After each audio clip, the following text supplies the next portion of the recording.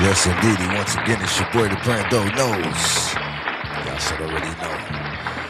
Coming at you with another one of those informative pack jump offs that we like to do, you know? So, with that being said, we got people faking ice throwing Molotov cocktails and what they call those.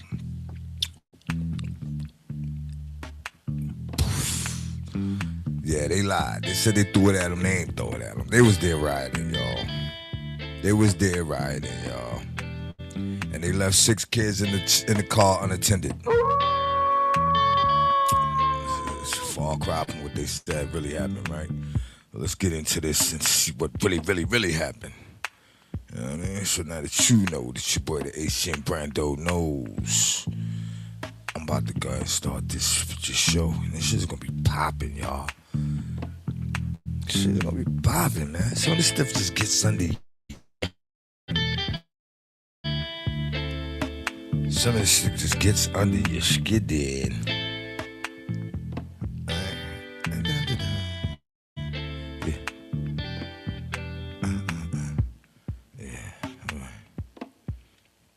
Alright, the stage. Bring Pretty Ricky to the stage. Pretty Ricky. They told my dad in the world, Pretty Ricky. Huh? Still lying to you, Pretty Ricky. That being said,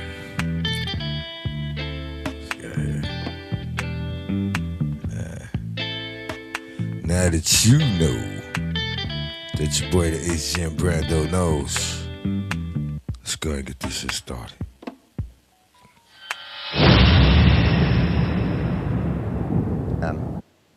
In St. Paul, Minnesota, where people who came to worship were attacked. They were attacked by rioters. The service was disrupted. They cut at the very fabric of this great United States of America. We settled this country so many years ago so we could worship free the way we wanted to in whatever house of worship we chose. That attack is unacceptable. I can assure you that had that attack been in this community, every one of those rioters would be in jail today. That's where the federal government could have found them, on state charges, locked up. And I pray it's that same way all across the United States of America. Enough is enough. Let's join together for the good of the United States of America. Let's worship the way we want to, and let's everyone renounce the horribleness of last Sunday in St. Paul, Minnesota.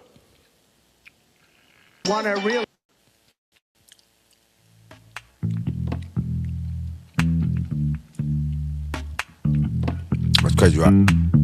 We're gonna get into Don Lemonhead Juice too.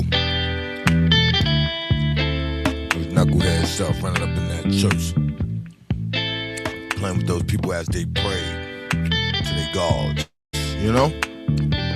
That ain't right in no shape, form, or fashion.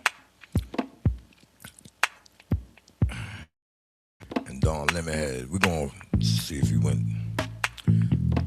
We're gonna see if anything's gonna be done by the old Don Lemonhead Juice.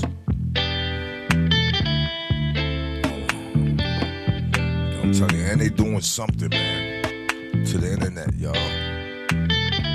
Because look at that. You see that spinning? Like all day spinning. Not only on the computers, but on your phone, right? Am I bugging? Or is it just me?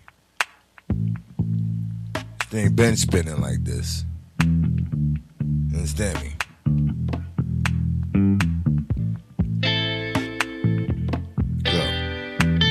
Sabotage Nation, baby.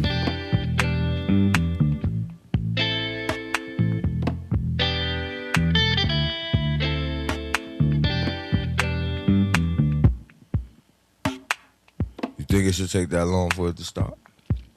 No, I'm just asking. Right before I went live, it was not doing all this.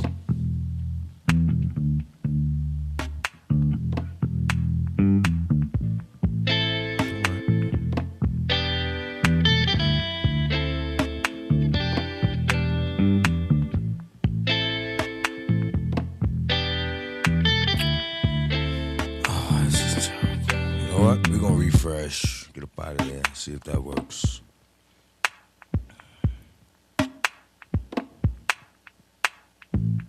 He asked for it. Alright, so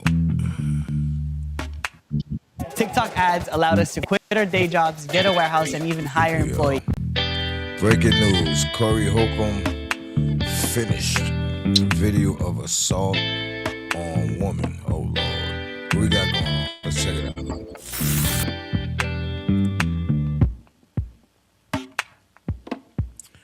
That's if they let us rock out.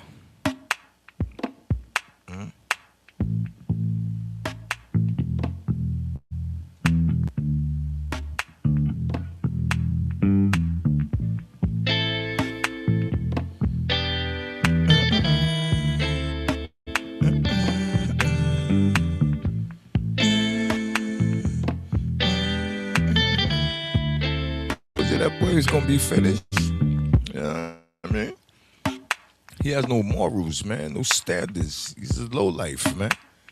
When you put somebody's kid on the thing and start talking like that, you're a low life, buddy. I don't care what nobody say. And then you invite somebody to come back and do something for some. Who wanna do something with you, man? You look dusty and dirty, man. And we know now you put your hands on women. So I was saying that for my man. Your morals and scruples is twisted, me. You shouldn't even be talking about nothing nobody should be doing. Let's see what's going on here, man. What's up? If you're on the West Coast, to let y'all know, it's over with, bro. It's over with. We knew it was coming. After, I don't know who, right now, a lot of things being said right now about this video.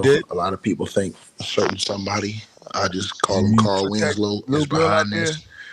But this thing, it seems like it is pretty much a wrap for Corey Holcomb, man. Damn, dog. He's done, bro. He can't recover from this. You got daughters. You don't there is a video tube that's out now. And I will give y'all the link to this actual video that's out, man. There was a female comedian by the name of Christina Payne. Now, everybody knows who this woman, well, not everybody knows, but a lot of people who have followed or who have heard different reports and different stories, allegations, you know, they've heard these things, you know, but we never had video. We never had any type of evidence to go off of. So there was nothing really to say about that, man. But now in the aftermath, everybody pretty much knows what happened with Corey and Carl Winslow. They got into it in the studio. Now this whole thing, I'm thinking differently about this entire situation. I'm thinking this entire situation was put up here to absolutely destroy Corey and destroy his platform. Because I think Corey's done, you know. And just whoever came in my chat room and said what they said the other day about, tonight about, take it. First of all, if you listen to all my videos, I said I didn't condone what Corey said about this man's daughter or his wife. I said that was off limits and that Corey was wrong for that. If you listen to the very beginning of the video, I started off saying that.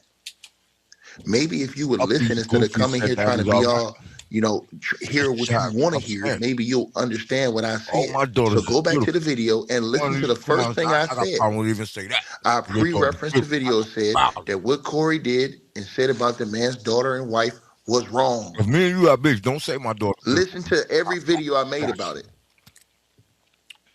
Now, I said that he got extra personal because he felt the way about what happened in the studio with this. And if I don't slap the shit out you, one of my 8 sons definitely will. So when Anton left and went on a world tour, when Carl Winslow left and went on a world tour talking about, you know, he would have beat Corey up and all this other shit, I already knew that when Corey went in there, I already knew what it was set up to be. I already knew what it was set up to be when he went in there.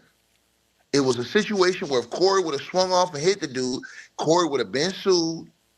Anton, in my opinion, would have been sitting up here talking about, see, this is what they do. This is why you can't have no conversations. This is the reason why. This is why he called him a hyena and all these things. I believe somebody had this in their back pocket. Now, Corey had a whole week to hear everybody talk about this. People putting stuff in his ear. Everybody saying stuff about, hey man, why you ain't fire off on dude, man? Blase, blase, blah. You had to stand on business. So Corey, in my opinion, was so heated when he went on that live the other night. He went up there and put it all out there. Put the man's wife up there, put his daughter up there. Then, Carl Winslow, aka Anton Daniels, he came out talking about today about his daughter, was crying in school. She had a situation. She's not safe. Blase, blase, blah. He said that he was advised. We're talking legal talk. And he said, all right, Corey, you win. It's over with. You and Craig, y'all win. I ain't going to say nothing else to y'all. I was advised not to say nothing else. Now this comes out. The video's out. And there was a rumor about this, but there was never any video. Now, all of a sudden tonight, the surveillance video has come out. And this surveillance video, it shows Corey Holcomb and that female comedian, Christina Payne. They were outside a venue.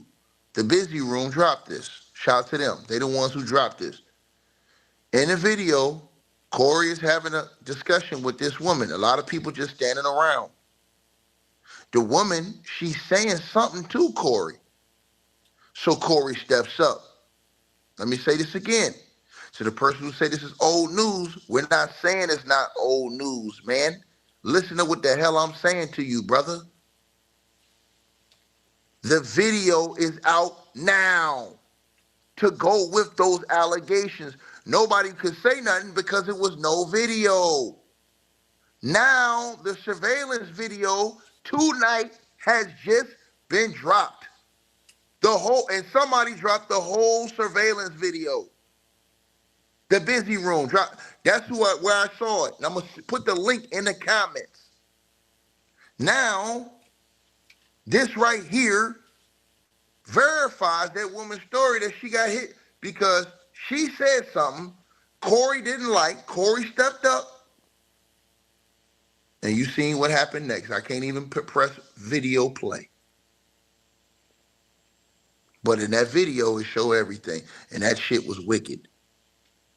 That's going to end Corey's career. I've been a fan of Corey. You know what I'm saying? His comic side, his comedian side. I've been a fan of him. I don't condone no man hitting no woman like that. Y'all already know I stand on this shit. I don't told y'all this. He stood right up and cold cocked that girl. And it's all on video. There is no Then once he hit the girl, dude jumped in and started fighting Corey. So shit broke all out in the street. And to the person said that's a mush, man, he hit that girl dead in her face, man. Stop playing, bro. We're not talking about no mush, man. Bro, don't come in here capping, my nigga. And I like Corey, bro. Don't come in here on no cap shit, nigga. I call that shit how it is, nigga. That nigga dead hit that girl in the face, man. Stop playing, nigga. I saw the video, nigga. So don't play with me, nigga. Don't effing play with me, nigga. I saw the whole video. Matter of fact, I'm gonna put the video in I'm gonna put the link in the chat room. So when you talking that dumb shit, you niggas is clowns. And now this seems like it was all orchestrated to destroy Corey. And I'm telling you something. This right here, what I'm about to show y'all, and to the person who said it's not gonna ruin him, it ruined Diddy. It's gonna ruin this nigga. The Cassie tape ruined Diddy.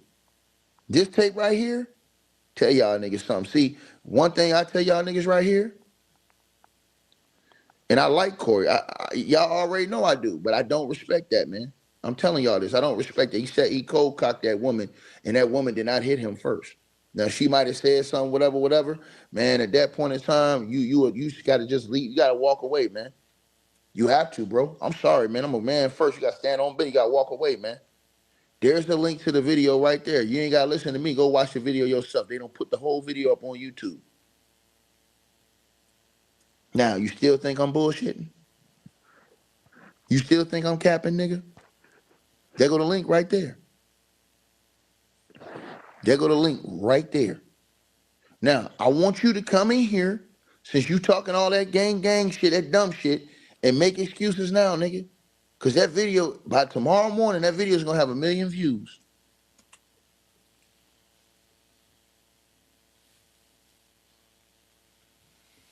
Let's see if we can find it.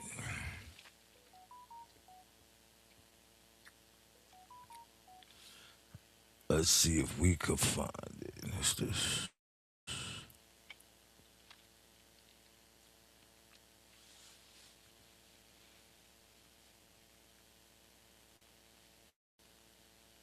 Surveillance footage shows comedian Corey Holcomb punching female comic Christina Payne outside the Hollywood Improv, sparking a street brawl with bystanders. The incident reportedly started from a heated feud, with Corey claiming Christina attacked him first and used derogatory language. Christina filed a battery report with LAPD, but Corey was not arrested and later sought a restraining order claiming self-defense. Surveillance footage shows comedian Corey Holcomb punching female comic Christina. Corey Holcomb assaults woman. Check it out. Man, Corey Holcomb, boy, you a piece of work, boy. You ain't nothing. Man, so if y'all don't know, it's a video that surfaced of this man assaulting a woman, like outside a comedy club, man. Crazy work. If y'all want to see it, stay tuned. Corey Holcomb assaults woman. Check it out. Man, Corey Holcomb, boy, you a piece of work, boy. See, I suck again.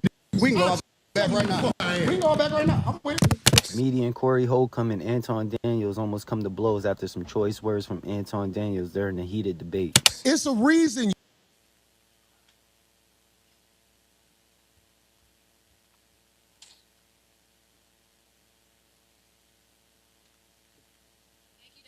You're welcome.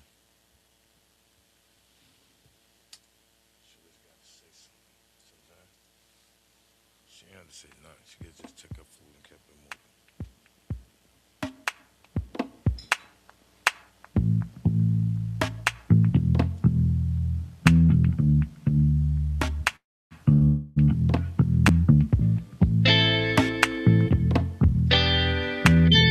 So another question that may come up is if we're going to move.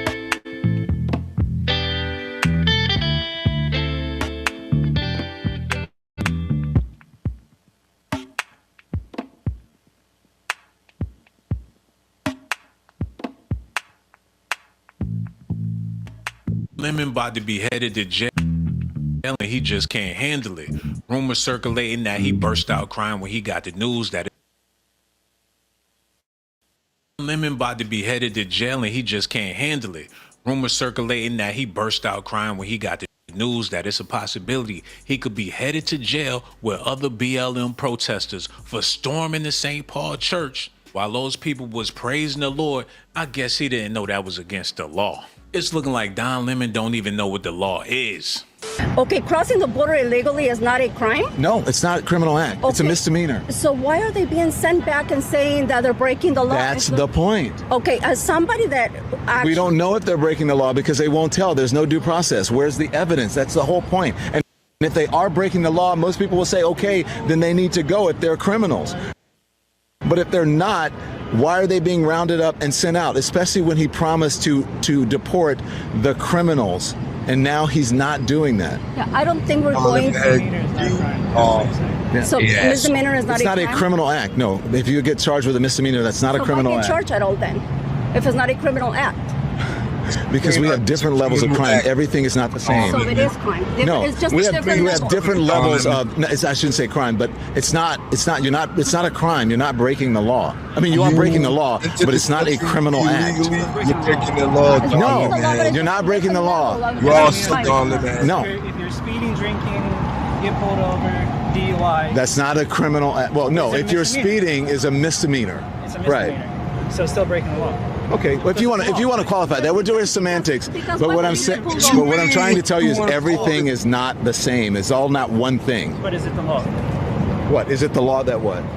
Is it a law to come over legally? Is there a law? There are rules that are processes that you should follow. Yeah, so you're breaking rules. You're breaking the rules, but you're not necessarily breaking a law. So what happens when you break the rules? then you get you suffer the consequences. But the consequences should not. Look, no one is saying no one should suffer the consequences. You guys are getting things mixed. I don't know what's going on in America. I thought illegal was illegal. You can't talk your way out of doing something illegal. What's wrong with Lemonhead? When it's illegal, there's laws for a reason. If people could bend the rules, ain't no telling what will be going on in the world. Banks wouldn't have enough security guards to stop the people from coming in there demanding money. Because if it's against the law, but it's not against the law, that means you can do whatever you want to do. It's a possibility that they're going to make an example out of Don Lemon. We will pursue charges in this case. I see various crimes that have occurred. Exactly what they are, I'm not going to flag, but the FACE Act has been mentioned as one of the predicates there.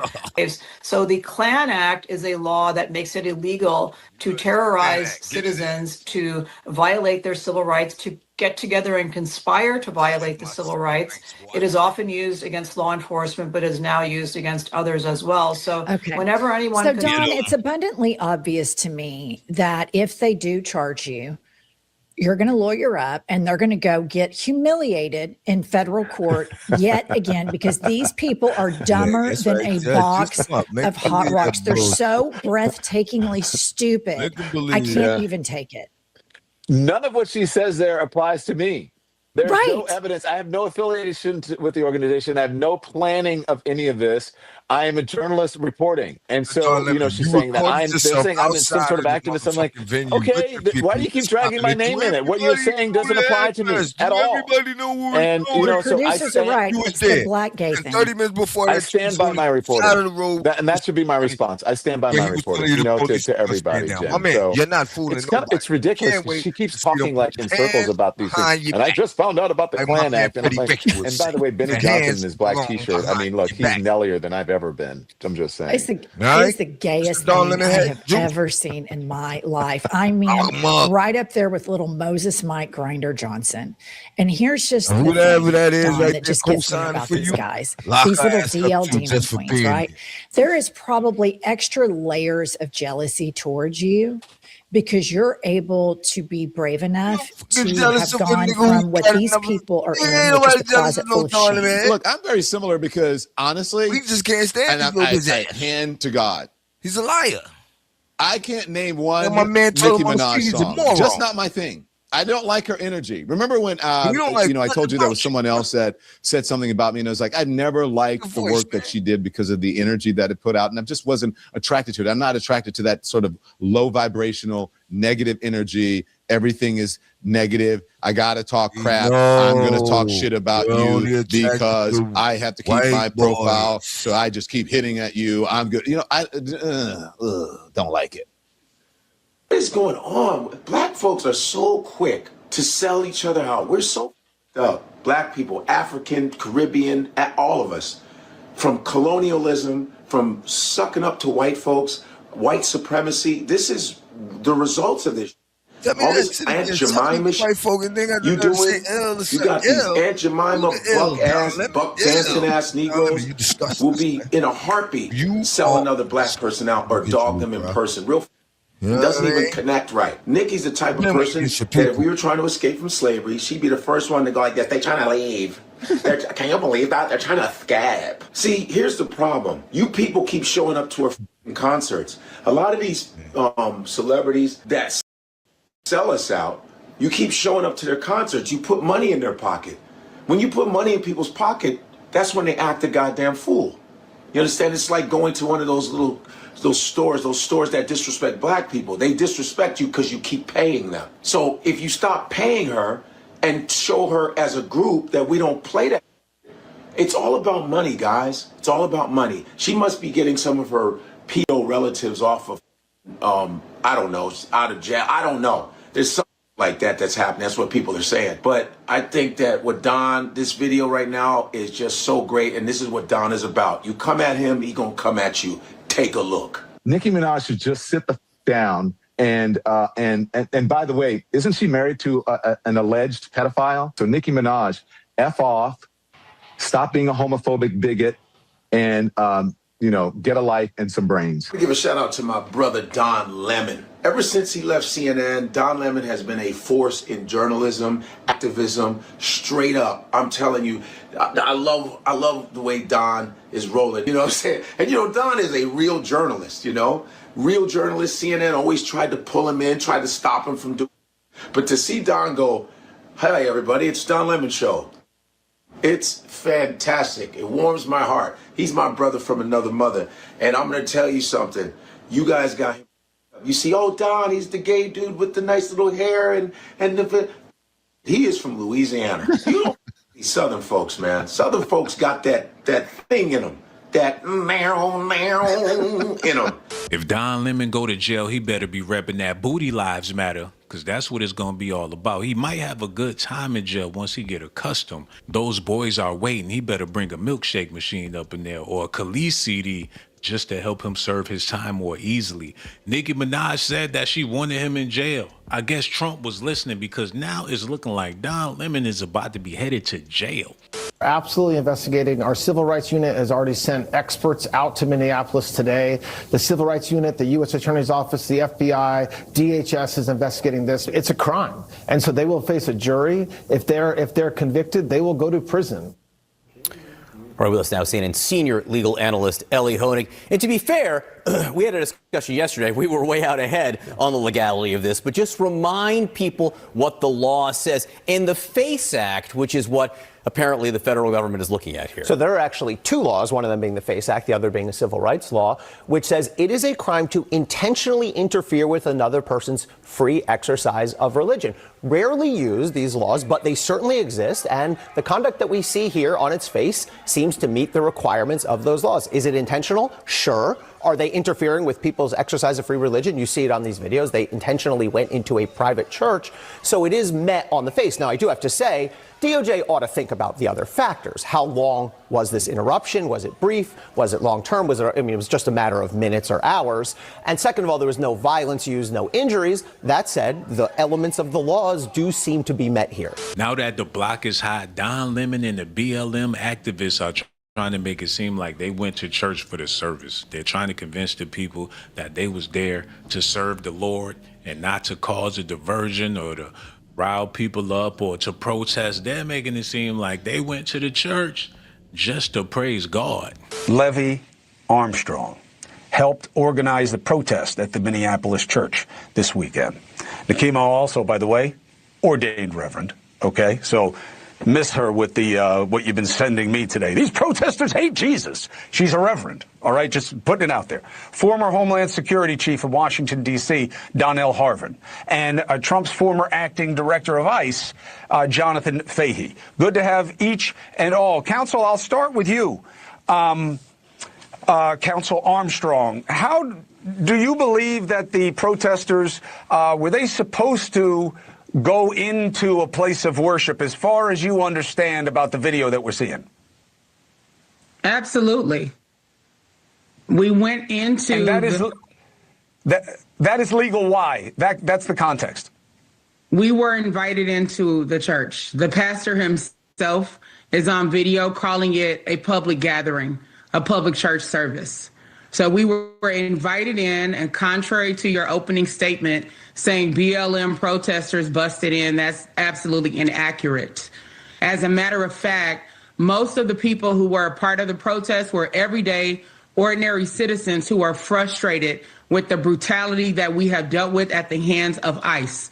And over the weekend, we found out that one of the pastors at the church, David Easterwood, also serves as the director of the field office for ICE in St. Paul at the Whipple Federal Building. Now, as an ordained reverend and as an itinerant preacher, I was shocked. I'm someone who believes very firmly in the gospel of Jesus Christ, and the foundation of that gospel is to love thy neighbor as you love thyself. When you contrast that to the behavior of ICE agents who have done anything but love their neighbor. As a matter of fact, they have killed their neighbor. When Renee Good was killed by ICE agent Jonathan Ross on January 7th of 2026, we realized that there is a dichotomy at work that is unsustainable. How can you be both a pastor as well as someone who unleashes ICE agents upon our community who are inflicting harm day after day after day? That's the real story. I understand the grievance. I cover that story here every day, Nakima. What I'm saying is, are you open to one, the pastor saying I did not invite them in, and he says on tape many, many times, I don't want them here. I didn't ask them in. They came in. But that's a question of fact. Let's put it to the side. Are you open to the perspective of people seeing this as proof of what's wrong with your side, as it's called right now, as opposed to, go ahead. No, I think it's proof of what's right. Because what you may not realize is that we walked into the church, sat down, participated in the service, singing the songs along with the parishioners, and even praying along with the parishioners. To my beautiful black women out there listening, as a black man, I must say, what will we do without you? There's always a sister out there that's willing to smooth things over for a black man. That's how the Black Lives Matter thing got started with George Floyd. Y'all remember what happened? It was tragic. It should have never happened to George Floyd like that. But like I said, there was some sisters that got together and said, hey, we got to do something for the brothers. And even though Don Lemon don't even like women, especially not black women, you still got sisters out there riding for this man. Y'all got to let me know. Do y'all feel like he need to go to jail? Should he spend the rest of his life behind bars? Do y'all rock with Don Lemon? Was he wrong for going up in that church while them people was trying to praise God? I think he was wrong. Whatever they going to do with Don Lemon, that's just what they going to do with Don Lemon. You better take them lemons in jail and make some lemonade, because it's a possibility that's where he going to be.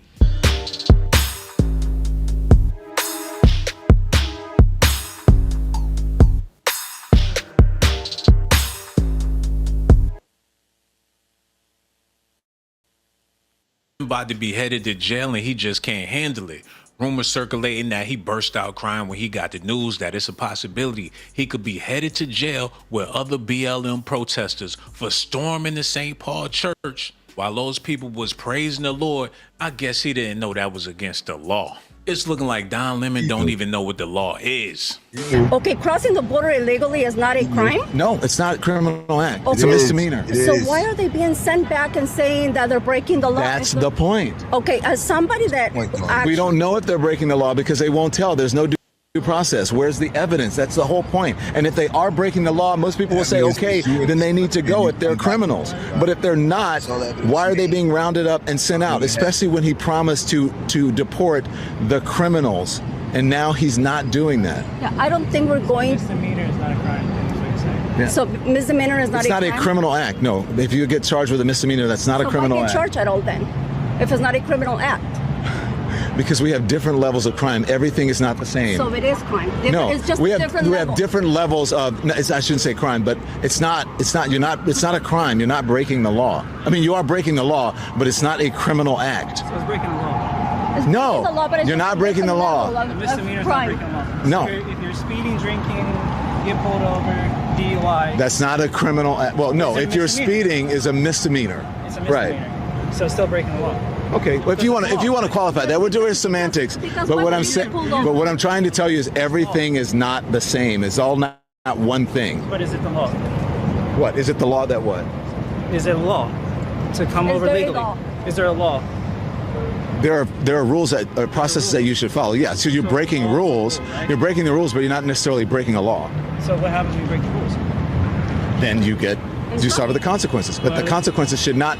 Look, no one is saying no one should suffer the consequences. You guys are getting things mixed. I don't know what's going on in America. I thought illegal was illegal. You can't talk your way out of doing something illegal, especially when it's illegal. There's laws for a reason. If people could bend the rules, ain't no telling what will be going on in the world.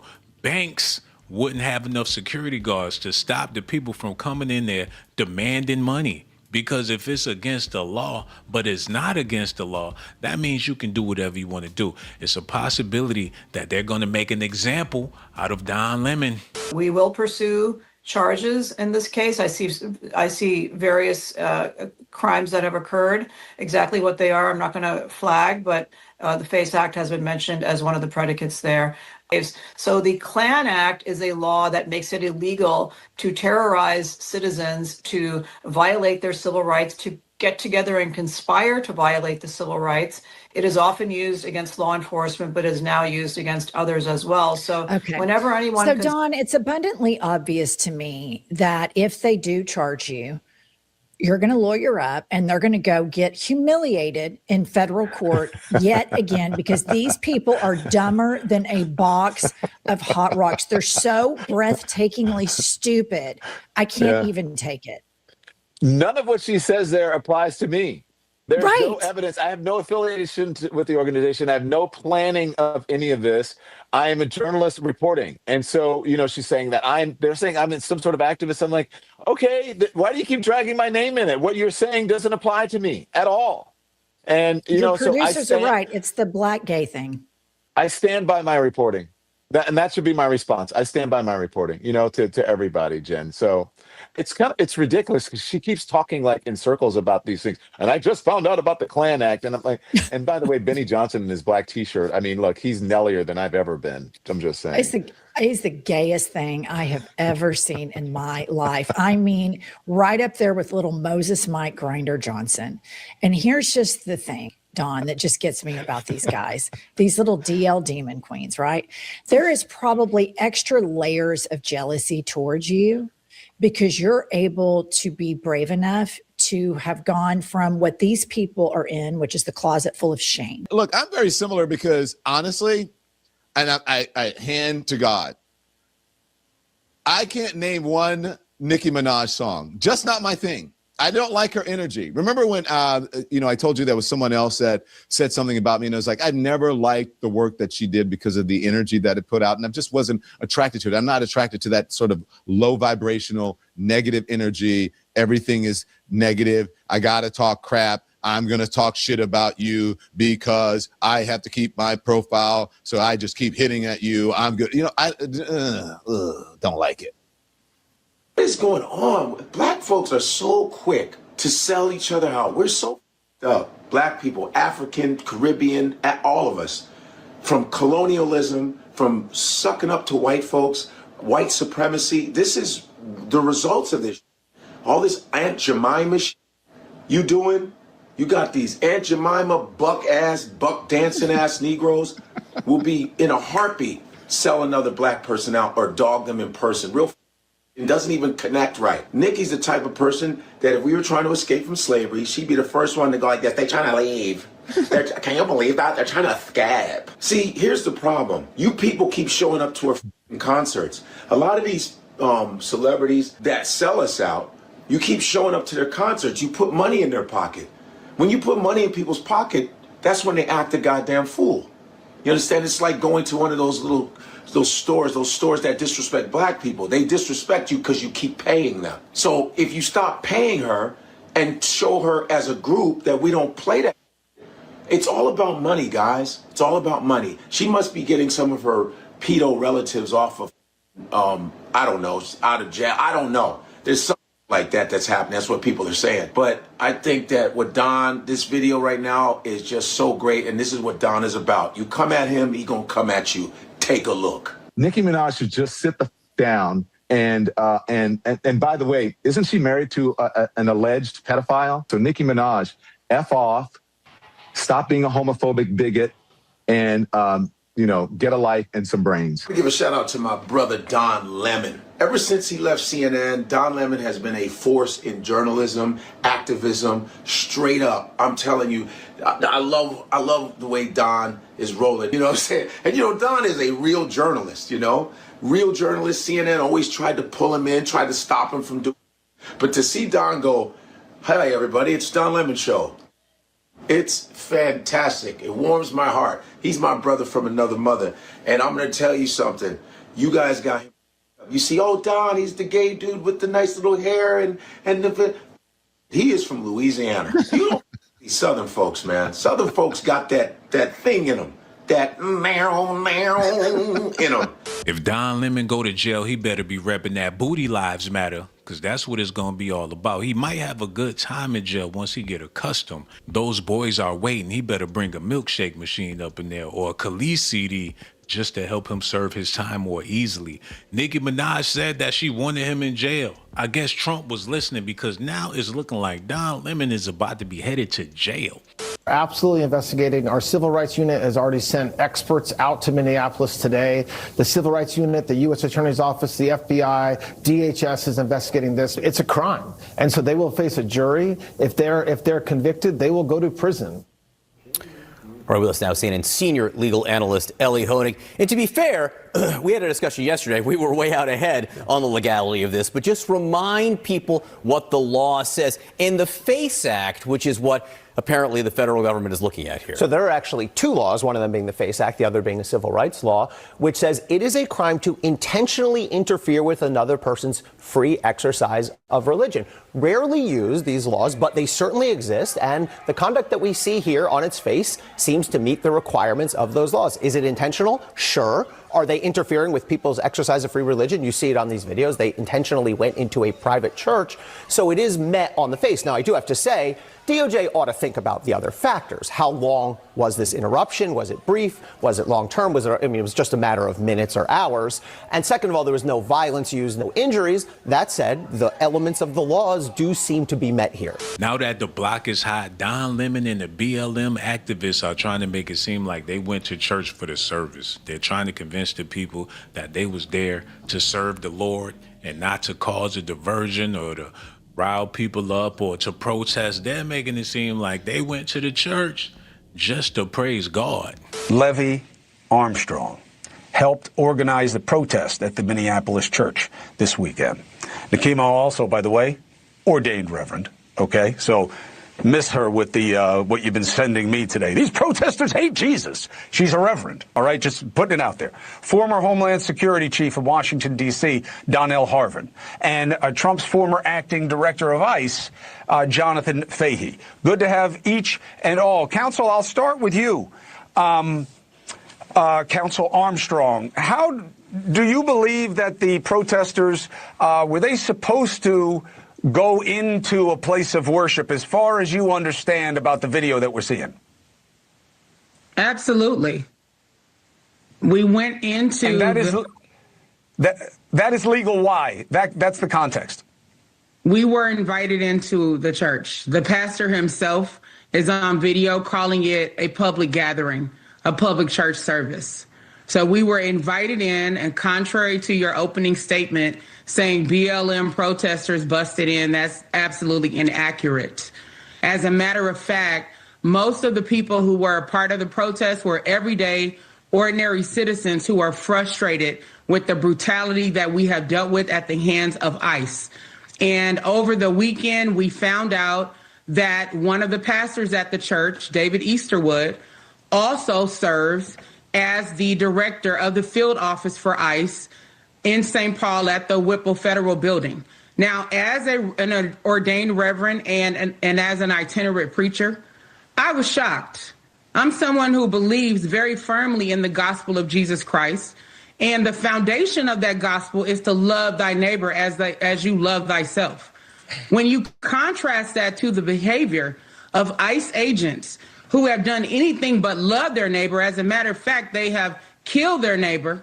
When Renee Good was killed by ICE agent Jonathan Ross on January 7th of 2026, we realized that there is a dichotomy at work that is unsustainable. How can you be both a pastor as well as someone who unleashes ICE agents upon our community who are inflicting harm day after day after day? That's the real story. I understand the grievance. I cover that story here every day, Nikema. What I'm saying is, are you open to, one, the pastor saying I did not invite them in, and he says on tape many, many times, I don't want them here. I didn't ask them in. They came in. But that's a question of fact. Let's put it to the side. Are you open to the perspective of people seeing this as proof of what's wrong with your side, as it's called right now, as opposed to, go ahead. No, I think it's proof of what's right, because what you may not realize is that we walked into the church, sat down, participated in the service, singing the songs along with the parishioners and even praying along with the parishioners. So my beautiful black women out there listening, as a black man, I must say, what will we do without you? There's always a sister out there that's willing to smooth things over for a black man. That's how the Black Lives Matter thing got started with George Floyd. Y'all remember what happened? It was tragic. It should have never happened to George Floyd like that. But like I said, there was some sisters that got together and said, hey, we got to do something for the brothers. And even though Don Lemon don't even like women, especially not black women, you still got sisters out there riding for this man. Y'all got to let me know. Do y'all feel like he need to go to jail? Should he spend the rest of his life behind bars? Do y'all rock with Don Lemon? Was he wrong for going up in that church while them people was trying to praise God? I think he was wrong. Whatever they going to do with Don Lemon, that's just what they going to do with Don Lemon. You better take them lemons in jail and make some lemonade, because it's a possibility that's where he going to be.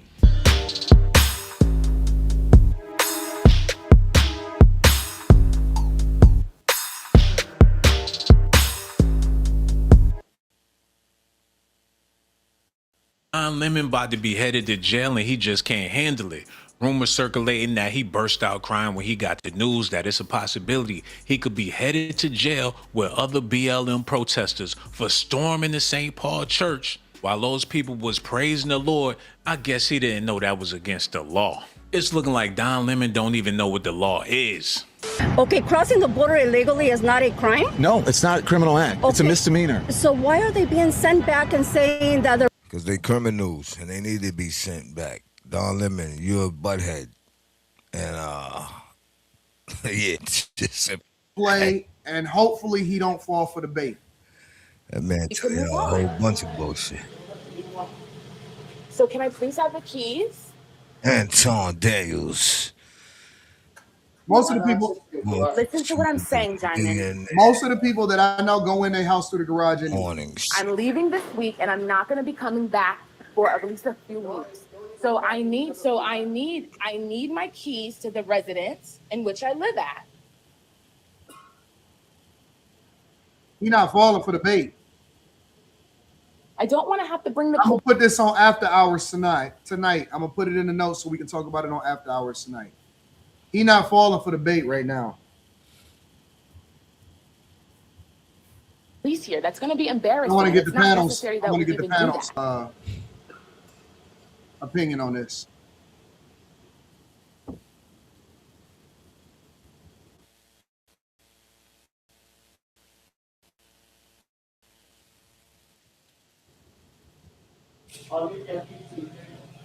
Huh? I'll leave your keys on the table. But okay? I'm leaving. Get the hell out of my I'm leaving way. in the next hour. Okay, so you got what you wanted. You can access the property, and he's gonna leave the keys on the table.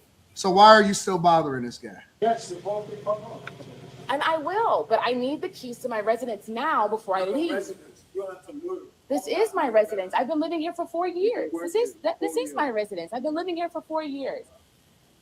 If you would please give me the keys before you leave, so that I don't have to encumbrance you later on, and I don't have. Oh yeah, absolutely. This is all ops. This is all ops. You know that she's recording, that she got the secret recorder in her purse, that she's talking with the purse right here by her mouth, so that I don't have to encumbrance you.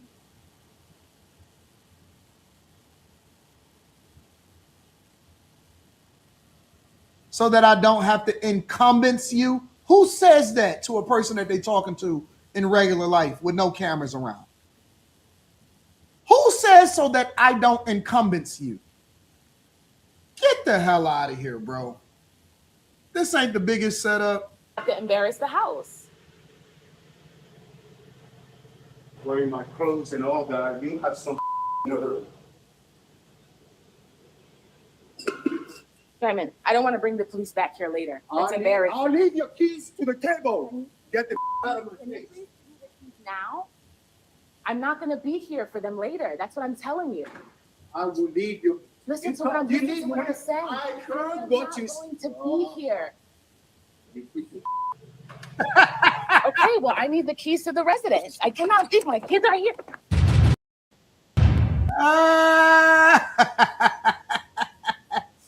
And guess what? Guess what the interesting part about this whole situation is? You know what the interesting thing about this is? is that there's going to be, somebody said, 80, you the only one in America with a good example of a marriage. They want to tear that down, but we not having it. But you know what? You know what the funniest part about this whole situation is that there's going to be another man that looks at her and say, one man's trash is another man's treasure. Girl, I can't believe that he treated you that way. And the women is going to get by her side and say, girl, he is emotionally unavailable and he is emotionally abusive to you. Look at the way that he talking to you. That is what they're going to say. That is what they're going to say. Then it's always going to be another man that comes in and said, baby, baby, baby, baby, please. Baby, baby, baby, baby, baby, baby, because I love you and I'm going to take care of you and I want you and I'm going to take care of, give us for these kids and I'm going to be a better father than he ever could be. It's always going to be another nigga. It's always going to be a simp. It's always going to be a sucker. It's always going to be all of that. All of that. Oh, she was only like that with you because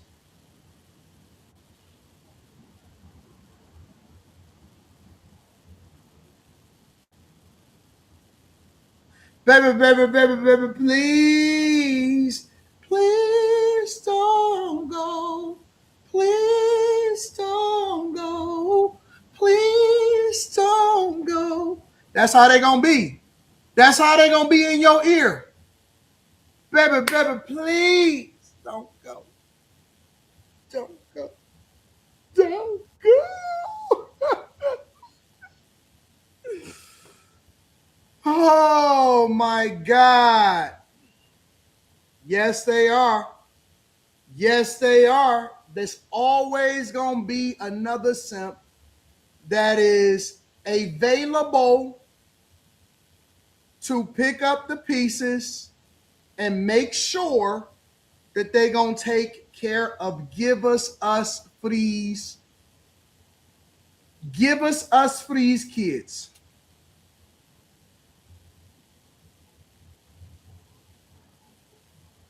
I'm telling you, it's always going to be another one. Oh, y'all didn't know I have pipes? I do everything good. I'm good at everything. I'm good at everything. You ain't know I had pipes? Oh, you didn't know that shit, huh? All right, you're going to find out. I got all kind of talent. I got all kind of talent. Oh, you didn't know, huh? You didn't know. You're going to find out today. I'm good at everything. I'm good at everything. Multi-talented. You know what I'm saying, Lex? I can hold a note or two. I can figure it out. Talent show coming to you soon. Oh, I love life so much. Life is so good. God is the greatest. Oh, man. God is the greatest. Sapphire C10. Yo, AD, I'm not getting the notifications for the stock club, but bro, it's tomorrow. Tomorrow evening. Stock club tomorrow evening. Tomorrow, you might not even be on a tier, bro. Are you on a tier? Make sure you get on a tier. I just dropped the video 2 days ago.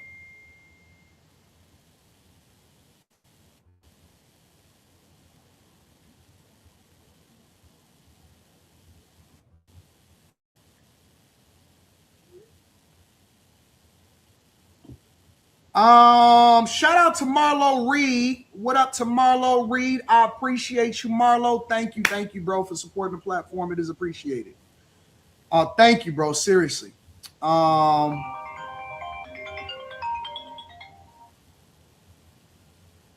What's up, Coop? Good afternoon. What's up, baby girl? How you feel?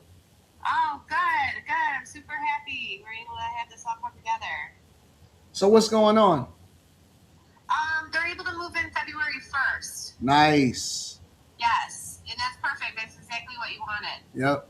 You're the greatest. So I'm typing up the lease right now. I'm putting all the dates in, names, numbers, making sure everything's there. Of course, when I meet everyone on February 1st, just let me know if you can meet at 1 or 2 and I'll confirm with them. I actually can get them the keys earlier because, it's nothing prohibiting. I told them that too. They wanted to finalize a few things before they moved in. Facts. That's cool. So I'm like, hey, they're like, we don't want to lose it. We'll do a deposit. I'm like, you know what? Let's just wait. Let's meet February 1st. I'm like, let's not even go with all this back and forth. She's like, okay, let's just do that then. Yep. So I think that's just perfect. You can go through the house, finalize anything, look at that countertop in the kitchen real quick, yep. or have someone of your guys do it. Yep. It's just, it gives us time, gives them time. Yep, that's cool. Meet February 1st. We sign the lease. Once I get the lease, I'll make a copy and send it to all parties. No big deal. Cool. Yeah. When did you said you wanted to meet me when? So we're all going to meet. Sunday, February 1st. You're going to bring the keys. Okay, I got you. We're going to have all parties. Whoa. Hold on, Coop. I don't know if I'm going to be able to be there. Give me a second. I can always meet you ahead of time, too. Yeah, I might have to because I got some flights that I got to take. Well, let me know your schedule. I can meet you. You can give me the Remax check, the keys, and then we'll go over the paperwork together, and at least you can sign it. Okay, cool. And then, I'm gonna have to meet you ahead of time. That's okay. Yeah, that's fine. It still works out. So let me know when I can meet you. We'll meet ahead of time, and then I'll meet them February 1st and go over everything with them. That's not a problem. All right, cool. I appreciate you, Coop. Yeah, of course. I'm so excited to continue working with you. So yeah, we got to get together still. Yep. Go over some of the properties that I sent. Yep. Still see what else is out there. Yep. And figure out what you got going on with that other project you had mentioned before. All right, I got you. So yeah, definitely want to get in the nitty gritty with you and continue this. All right, you're my girl. Thanks, Anton. I appreciate you so much. Thanks for this. All right, bye. All right, talk soon. Bye. Bye. Yes, just closed another deal. I love my life. I love my life. I have the greatest life ever. So, after Stock Club on Patreon, make sure the next live stream after that, it's going to be Block Club. All right. So I'm going to go through and I'm going to give y'all all of the details of the deal. I'm going to show y'all what it costs for me to build it. The final cost to build it, the final lease, as far as what they're paying per month. I'm going to show you how I vet it for the tenants, how I pick my realtors. I'm going to show you what new properties that we're working on. And I'm going to also show y'all all the receipts of how I paid my contractor and everything. So I don't gatekeep. I don't use any bank financing. I don't do any loans. I don't do the Burr method. I don't pull money out of my properties. I make sure that I keep everything within the family. All right. Everything is in the family. Everything is connected. All right. So we don't sell assets. We don't pay interest to banks. We don't do none of that shit. All of our stuff is in-house. And I teach all of this stuff inside of the Patreon. So all of these fake gurus, all of these fake people that keep on trying to tell y'all this, do that. It's much better ways, much easier ways, much more effective ways for you to build wealth for your families, so that ultimately real generational wealth is allowing for your kids to never, ever have to go through the same things that we went through when we grew up. All right. So if y'all not a part of the Patreon, I do talk about it in Block Club. I give you all the receipts. I go through all of the ways in which I'm able to secure properties. But if y'all not a part of the Patreon, you need to tap into the Patreon. Link is in the description as well as pinned to the top of the chat. All right. Let me go through more and see what's happening out here. You know the hat's about to sell out, right? Slimmy. So me and Slimmy are working on this. So let me tell you one of the things that I like to do before we get into the next part of the show. One of the things that I also like to do is I want to live stream tomorrow. Because it's cold outside. We ain't got nothing better to do. Why not live stream tomorrow? One of the things that I do is, and Slimmy will tell you, I think Slimmy is in the chat right now, right? Slim is in the chat right now. Slimmy will tell you, since the beginning of time, I told Slim, And it's so funny because people kept saying, "Oh, Slimmy is gonna lead the show." Nigga, me and Slim been rocking with each other for years, way before all of this shit. Slimmy will tell you one of the reasons why I have not dropped the hats yet or anything is because I have to make sure that Slim is a part of the deal. What I do as a friend, what I do as a boss, what I do as an entrepreneur is I always cut my people in. I always look to see where they can, operate in success.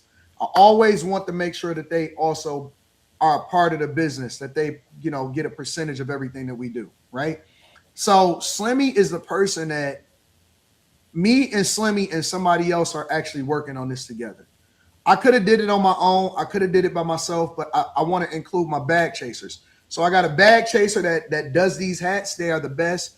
This bag chaser that does his hat is one of the people who I invested in a business. I used to do pitch a business inside of the Patreon, and I would give grant money to people. It wouldn't be like I'm owning your business. I would give grant money to people in order to fund their businesses, right? And so one of the people who I funded their business, or I didn't fund their business entirely, but I gave him a grant money in order to ensure that he can get his business off. He came back and he was like, "Yo, Time." He came back and he said, "Yo, Time, I got these hats. Look at this. It's dope. Also, this is just to show appreciation." I just started wearing the hats naturally because I'm like, "Yo, this is dope." We gave him away free at the meetup, and everybody loved them, and everybody kept asking me about them. So then Slim hit me up and he said, "Yo, no." He was like, "Yo, we got these hats or whatever." And Slim was like, "Bro, everybody want these hats. What we gonna do?" Because Slim was ensuring that everybody got a hat at the meetup. And I said, "Well, listen, I broke down the business side of it because I wanted to teach Slim everything that I look at from a business perspective, right?" And again, I've been rocking with Slim way before the internet. So Slim was like, "Well, listen, man, I don't want nothing. I don't want this, whatever. I just want to continue to add value." So I told Slim, I said, "Listen, bro, I'm not doing this without you. This is the honest to God truth. I'm going to tell you how me and my friends work." I said, "Slim, I'm not doing this without you, bro. So let's figure out the numbers. Let's do this. Let's do that. And I want you to oversee this part of the business. And everything that we do from a merch perspective, I want you to be on top of that. And this is how we're going to break it down. And this is we're going to do your percentage. We're going to make sure you good. And you got to eat off this, bro." So what I'm trying to tell y'all right now is, if you not working to make sure that your friends are just as successful as you, if you a selfish motherfucker to where you only give them a drip, or you only do this, or you only do that, or you only want to make sure. A lot of y'all kept asking me, "Anton, how come the hats ain't on sale? How come the hats ain't dropped yet? How come the hats ain't dropped yet?" It's because I got to make sure that the business is right with my guys. I got to make sure that my people eat. Everything I do is going to be bag chasers. The people that I work with, the people that I do business with, the people that build my websites, the people that do my editing, all money is going to be in with my people. Everything I get, the first thing that I do is I chop it up and I make sure that everybody get theirs. Every time I get a check, I bust it down with the family. I never keep the checks for myself. So I had to slow the process down. That's what y'all didn't know. So that I can make sure that anything that come in, we all splitting it up. Ain't no one man above a crew. Ain't no one man above a crew. So let me tell you, he told me to put my business hat on. I told Slim, I said, "Listen, I know you love me as a friend, but I want you to take your friendship hat off." This is word for word. I said, "I want you to take your friendship hat off and look at this from a business perspective. This is how I want you to look at it. This is how we going to play it. And this is what's going on." And he said, "You sure?" I said, "Yes, bro." Real talk.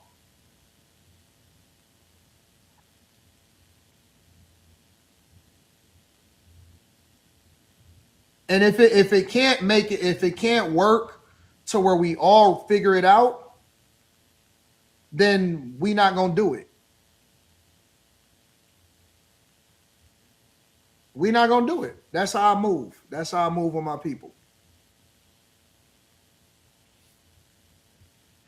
So, for those of y'all that want to be leaders, whether you a leader in your household, whether you a leader in your businesses, whether you a leader amongst your friend group, or they look at you as a person that is going to be the front runner or the person that's the flag bearer, you got to make sure that your people is taken care of. Don't use your people as far as using them up and not making sure that they benefit. Teach your people. Give them the game. Bring them into your businesses. Give them the leg up. Give them the alley-oop. Any opportunity that you have, make sure you tap into your people first.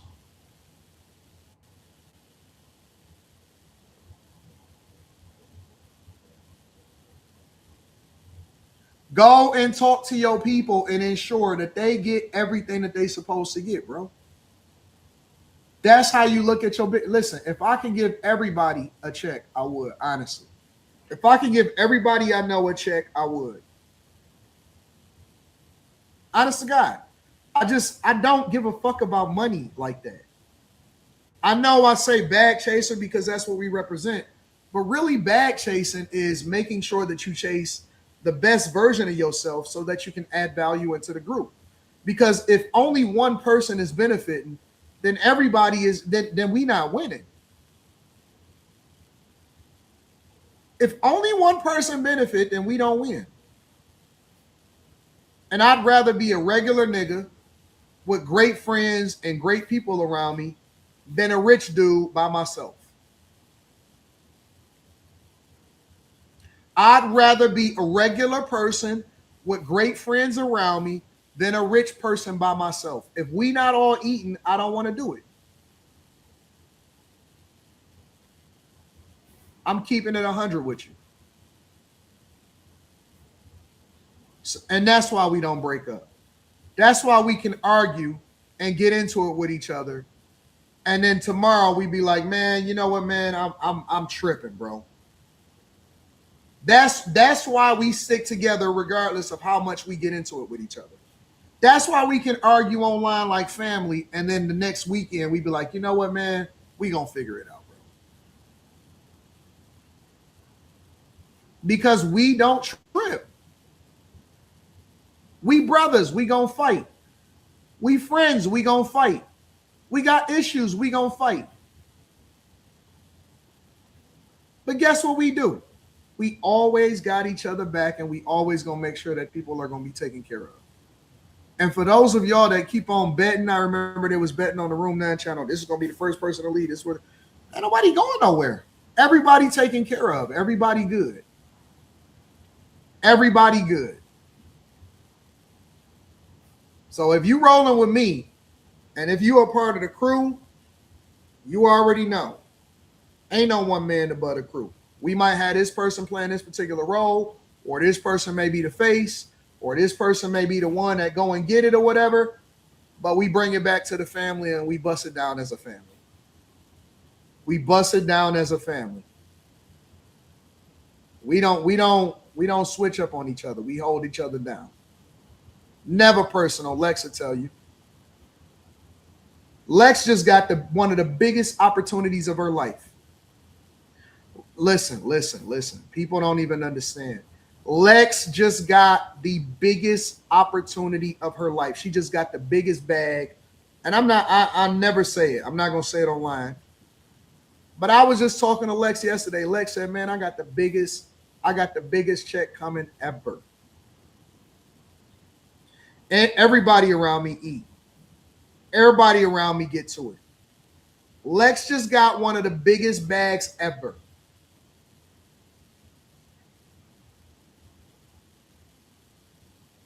I was so happy for her. I was so excited for her. Because she family.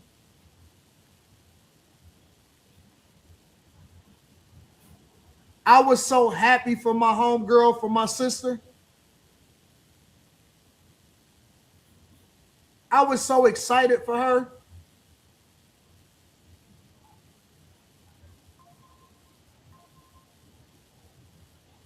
I was excited for her. She winning. She winning. She winning at the highest level. Don't worry about her. Don't worry about my people. They good.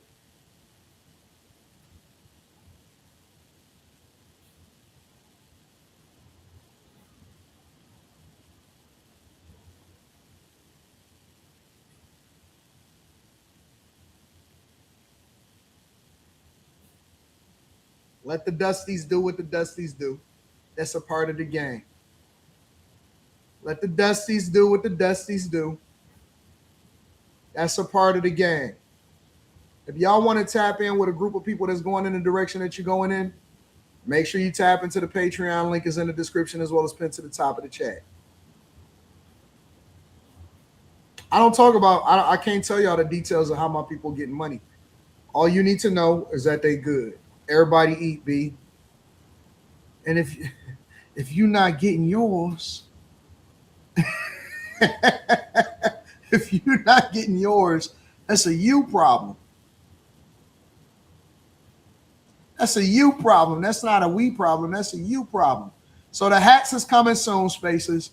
We got to do it right. We got to make sure that everything is on point.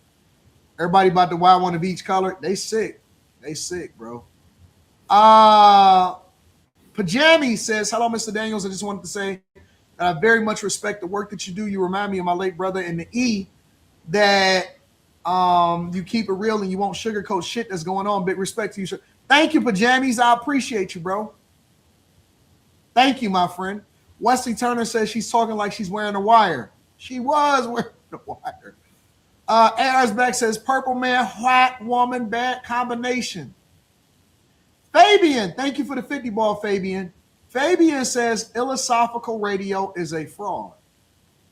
I saw the podcast you joined talking about ways to improve the black culture, gave him examples of ways to improvement, and the dude went into his feelings. He all talk. He doesn't care about the culture.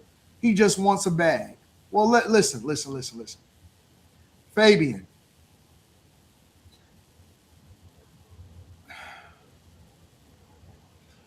I am going to evaluate people based off of my individual experience with them.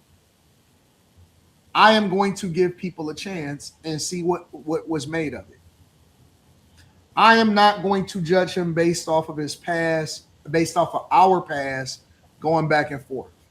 If he tells me that he's, about being progressive with me in particular, then I'm going to evaluate him based off of my own experience with him until people show me otherwise.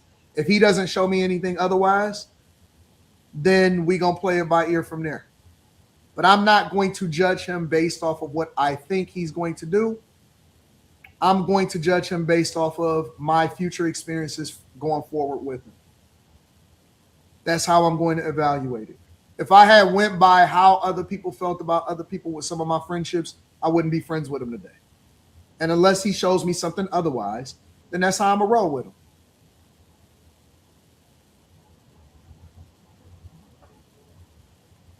So I'm giving him a chance to rock out. We're going to rock out.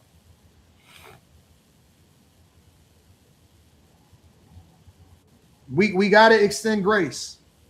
We got to extend grace. Fabian says, lunch on me, boss. Thank you, Fabian. Boss chat hating lunch on me. Hey, Fabe, man. Thank you, bro. Thank you. Thank you, Fabian. I appreciate you, bro. Thank you for holding me down. DJ Kane says that boy Anti be singing. Not gonna lie, you should drop R&B. I ain't got time to do nothing. I love Fatty too. Congratulations on closing the deal. Keep up the good work. Says, will I? AR is back. Says that's hats. Took the meetup to a whole new level. Yeah, it surprised me. It was really dope. These is really great hats. Fabian says we need a You Gonna Lear Today hat. Here's the thing about what I do, right? The people that make these hats, I don't tell him what to do. He is such a good, dope designer, creator, and all of that. I let people do what they great at. I don't intercede. I don't tell people what they should and shouldn't do. So he just send them, and I'm like, oh, that shit is sweet as hell. I'm not a micromanager.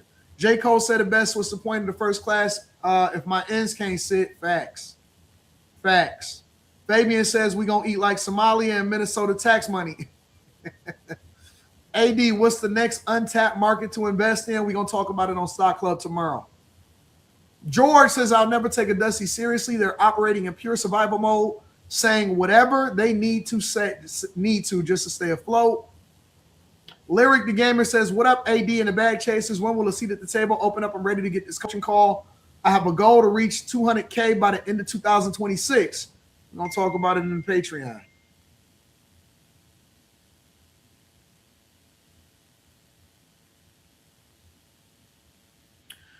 Kiwi says, I need my Bag Chasers hats in pink, please and thank you. Mr. Joe says, for the collection plate, shout out to Mr. Joe.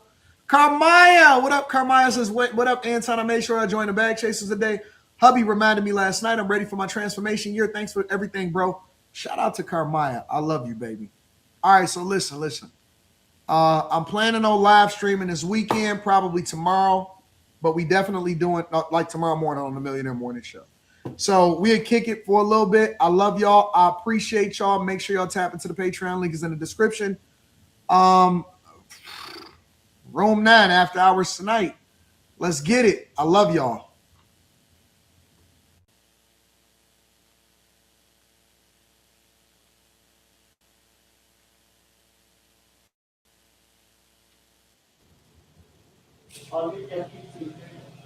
Huh? I'll leave your keys on the table. But okay? I'm leaving. Get the hell out of my I'm leaving way. in the next hour. Okay, so you got what you wanted. You can access the property, and he's gonna leave the keys on the table. So why are you still bothering this guy? Yes, And I will, but I need the keys to my residence now before I leave. This is my residence. I've been living here for 4 years. This is my residence. I've been living here for 4 years. If you would please give me the keys before you leave, so that I don't have to encumbrance you later on, and I don't have. Oh yeah, absolutely. This is all ops. You know that she's recording, that she got the secret recorder in her purse, that she's talking with the purse right here by her mouth, so that I don't have to encumbrance you.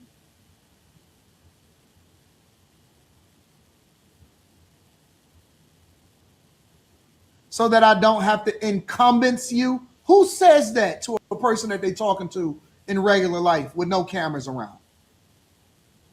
Who says so that I don't encumbrance you? Get the hell out of here, bro. This ain't the biggest setup. To embarrass the house. Wearing my clothes and all that. You have some nerve. Simon, I don't want to bring the police back here later. It's embarrassing. I'll leave your keys to the table. Get the out of my face. Now? I'm not going to be here for them later. That's what I'm telling you. I will leave you. Listen to what I'm saying. I heard I'm what not you going to be here. Okay, well, I need the keys to the residence. I cannot leave. My kids are here.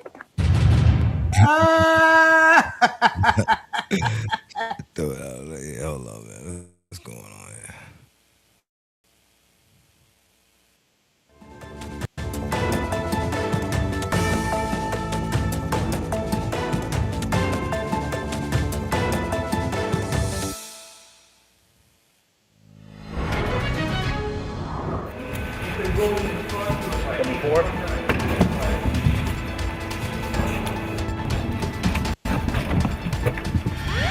An underground tunnel network measuring about 1,700 feet. About 640 feet running under the mansion footprint.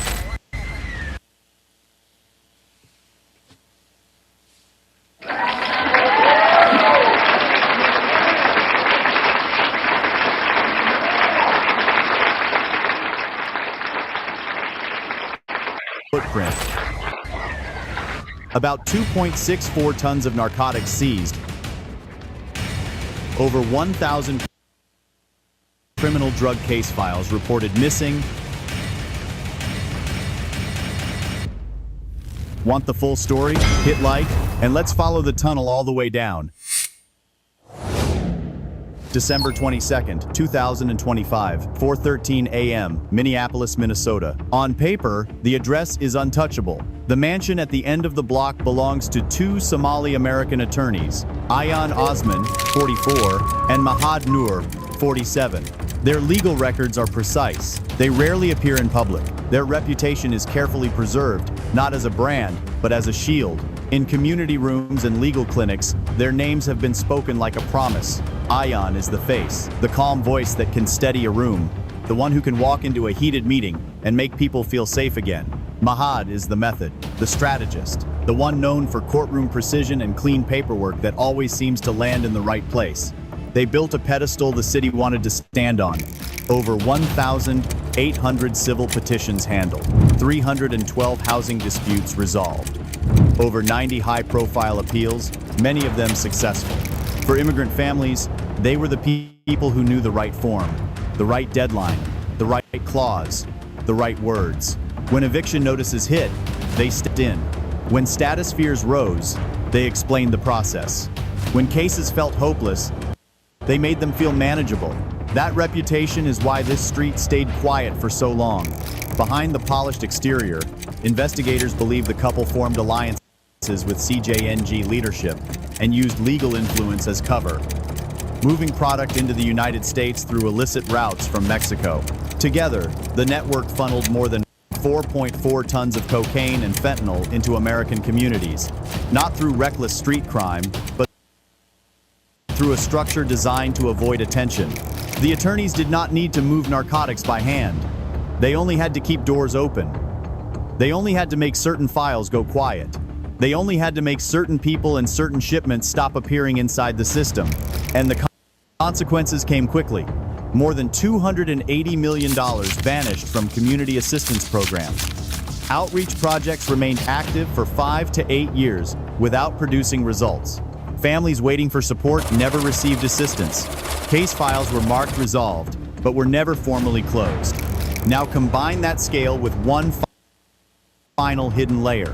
Beneath the residence, investigators say, sat a corridor with no cameras, no logs, and no local oversight. Rotating private security teams worked shifts. Military-grade surveillance blocking equipment ringed the property and the tunnel, defeating local monitoring from the start. The public sees a mansion. The team see a protected stronghold. At 4:13 a.m., the directive is already in motion. The block stays asleep. Porch lights glow. Windows are dark. The convoy rolls in without headlights. Space tight, timed clean, like a route that has been rehearsed. At 4:47 a.m., federal units converge from 3 directions.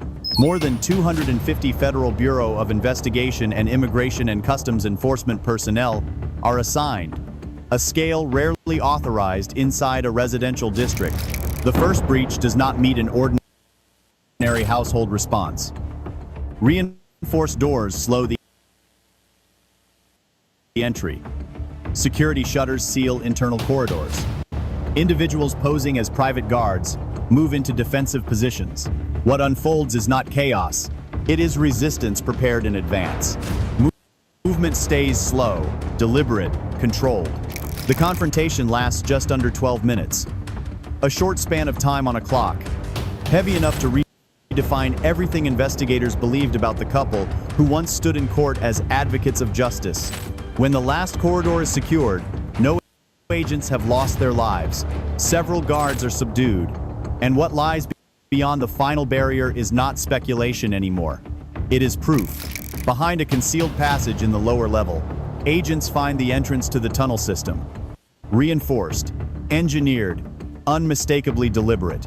Inside the underground chamber sit computer terminals, inventory scanning devices, sealed containers, and documentation records spanning multiple years. Stacked along the far wall are crates holding 2.2 tons of heroin and fentanyl wrapped and cataloged for transfer, valued at over $550 million on the underground market. But the most devastating discovery is not measured in weight. 10 children. Frightened, disoriented, prepared for transport inside the same staging area where sealed crates were being processed. Nearby, Agents recover 72 concealed handguns, hidden across compartments and storage areas, plus long guns and ammunition staged close enough to grab in seconds. Encrypted hard drives, legal correspondence archives, and shipment manifests tie the staging room to routes across multiple states. As the morning expands, the total haul rises beyond the corridor. Across connected sites and vehicles, the seizure is tallied at about 64 tons of narcotics, including heroin and fentanyl, packaged with standardized labels and repeatable workflows. By sunrise, Minneapolis is no longer looking at a home, it is looking at a doorway. Subscribe, because the next part is not underground, it is in the paperwork, and that is where the real tunnel starts.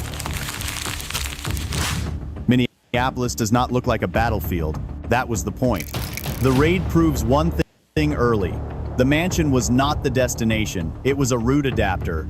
Once a tunnel exists, the case stops being about a house and becomes about a schedule, an endpoint, and the cover systems that keep the route alive. For months, analysts watched the same pattern repeat.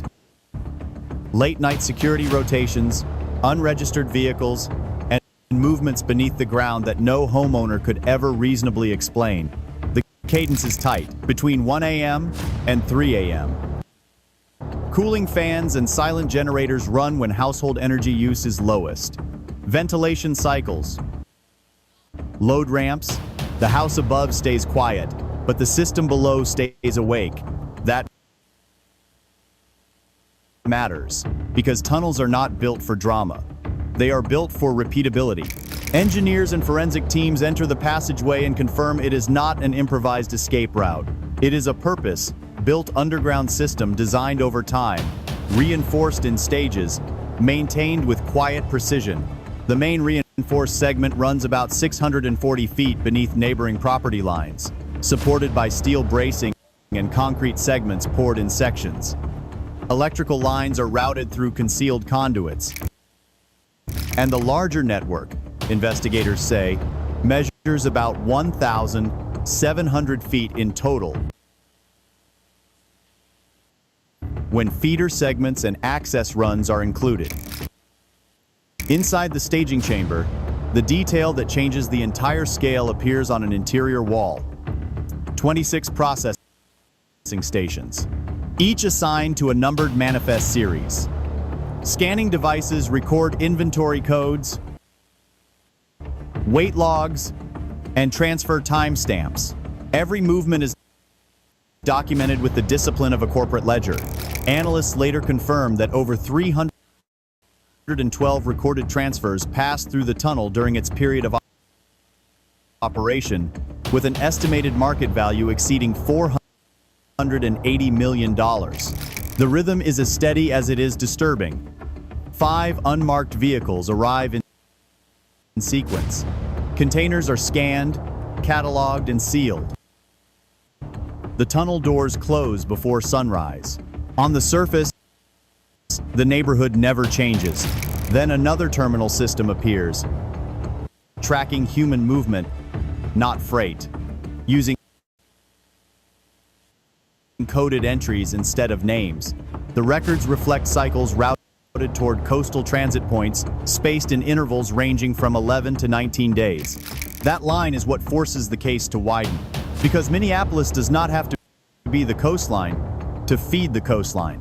It only has to be the node that stays quiet while shipments and people move outward along freight corridors. And the paperwork is what keeps it quiet.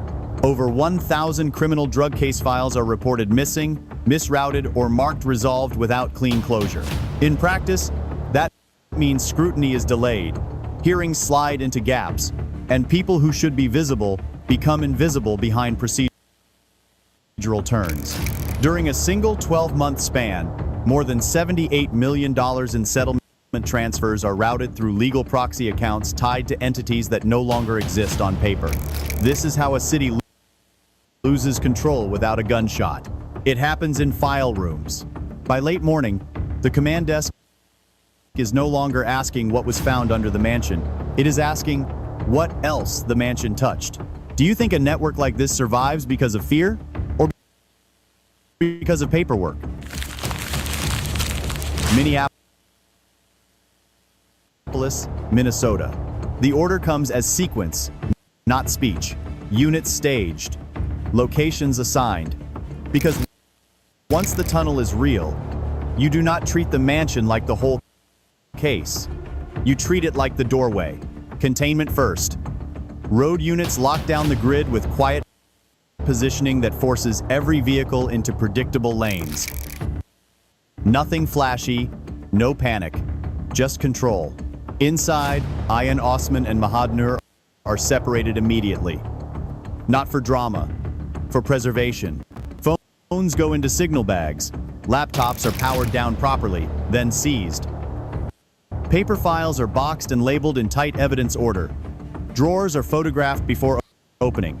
Binders are handled like potential keys to the missing file problem. Because this strike is not only about what teams find, it is about what teams keep from disappearing. 7:08 a.m. North Minneapolis. A strip mall suite is entered. The sign claims immigration consulting and document services. The waiting room looks reassuring by design. Behind the back office door sits an operational forgery line with printers, laminators, blank forms, identity templates, shipping labels, burner phone packaging, a workstation built to manufacture documents that move people and cargo through checkpoints, while the top floor of a law firm stays clean. Agents recover encrypted devices and manifests tied to transit routes across multiple states. 7:22 a.m. Northeast Industrial Corridor. A cold storage facility sits behind chain link and ordinary signage. Trucks come and go. Workers look like a normal shift. Inside, pallets wrapped in plain film. A trained team cuts, samples, seals. Packaging patterns match the mansion. Label spacing matches the staging chamber. The workflow matches the tunnel. The seizure count grows again. The 2.2 tons in the corridor was a core load, not the ceiling. The 64 tons across the operation reflects what was staged to move next. 7:49 a.m. Downtown Minneapolis. A second legal office is entered quietly with court-authorized access, and beyond the conference table, diplomas and tidy folders. Agents reach storage filled with ledgers, payment logs, transfer schedules, charities on paper, and shell vendors billing for services that never existed. Paperwork is clean enough to look legitimate if you read one page at a time. When analysts line pages up, the pattern appears. This is not only a law practice, it is a routing desk. Names recur across unrelated filings. Contact numbers repeat where they should not. Mailing addresses show up across tenant disputes, immigration filings, and criminal case records that were supposed to be sealed. The missing files do not feel missing anymore. They feel relocated. 8:11 a. From the outside, it looks like routine rental space, but inside, it is a staging unit with crates, packaging, hidden weight-carrying compartments, and tools laid out for daily work, with labels matching cold storage pallets, barcode prefixes matching seized devices, and notes mirroring the same nightly cadence, not from carelessness, but from consistency. By mid-morning, transport teams move detainees, couriers, drivers, security personnel, document runners, and support roles that keep a system alive without ever looking like a kingpin. By end of day, the operation resulted in 96 arrests across multiple sites, including the primary targets and key support roles. By late afternoon, interview teams begin building the human map. Not just who showed up, but who had permission to show up, who had keys, who had access codes, who could sign for deliveries without a question. Those roles matter more than muscle, because CJNG does not scale by shouting. It scales by assigning duties, auditing compliance, and replacing anyone who breaks tempo. That is why the support layer in this case reads like a payroll roster, not a gang roster. And as arrests stack up, one sentence from the case file keeps returning because it explains the whole structure. This was not misconduct. It was a parallel system of law built by two people who believed the law existed to serve them. 12:38 p.m., Minneapolis, Minnesota. Evidence splits into lanes. Physical lane, weapons, narcotics, devices, packaging, tunnel engineering. Administrative lane, files, signatures, access logs. Outcomes that never should have ended the way they ended. The second lane is where the temperature drops. Because the tunnel under the mansion is not the most important tunnel anymore. The real tunnel is the paper trail that made the underground route useful. Analysts open binders like a vault. Not for confessions, but for repeatable procedures. A client intake form that shows up too often. A notary stamp appearing where it should not. A mailing address recurring across unrelated cases. A set of case outcomes that always seem to land inside the same narrow set of procedural turns. And then the financial spine comes into focus. Legal funds intended for community representation quietly diverted. Documents certified through falsified approvals. Grant programs active for years without closing reports. When analysts build the transfer graph, it is not one big wire. It is a drip system. Small transfers that look harmless, repeated often. Payments broken into predictable amounts. Funds routed through charitable entities that appear legitimate on the surface. Vendor invoices listing services that never occurred. During one 12-month span, more than $78 million in settlement transfers are routed through legal proxy accounts tied to entities that no longer exist on paper. The money does not sit in Minneapolis. It moves, and so does the cargo. Shipments move through port channels using falsified customs declarations protected under judicial immunity. A legal shell designed to keep inspection and challenge just far enough away to preserve tempo. In briefings, agents describe the tunnel as connected to the border, not by one continuous trench, but by the handoff structure that started under this house and ended at a border inspection desk. That line does not mean one straight tunnel to an ocean. It means that the paperwork and routing structure can hand off from a hidden corridor to freight corridors, then to coastal points in predictable cycles. The corridor is the start. The system is the weapon. By afternoon, the operational question becomes a cold calculation. If a respected address can hide 26 processing stations, 312 recorded transfers, and coded human movement cycles every 11 to 19 days, then the surface story was never protected. It was camouflage. 6:33 p.m., Minneapolis, Minnesota. After a day like this, the command desk does not celebrate, because 96 arrests, about 2.64 tons seized, 72 concealed handguns, a 1,700-foot tunnel network with a 640-foot reinforced segment, and 10 children recovered is the kind of tally that makes national news. Yet news cycles do not stop a pipeline. They only force it to reroute, which is why the final move is not a press conference but a corridor shutdown. Yede. Oniki PM. A team hits a rented commercial unit outside the city limits. Inside it is staging. Pallets arranged by route, wrapping stations, label printers, and a whiteboard with time blocks that mirror the same nightly cadence. 7:46 p.m. Traffic units intercept a transport vehicle tied to the same barcode prefixes. No chase. Controlled stop. Patient search. Cargo packaged like earlier crates. Consistent weight distribution. Consistent label spacing. Consistent discipline. 8:24 p.m. Digital analysts push the final correlation. Phone numbers recovered from the strip mall office match contact data tied to document handoffs across multiple unrelated legal files. The same numbers appear across categories that should never touch. This is not just a network of movers. It is a network of permission. Because anyone can move a crate. Not everyone can move a file. That is where the attorneys mattered. They did not need to carry contraband.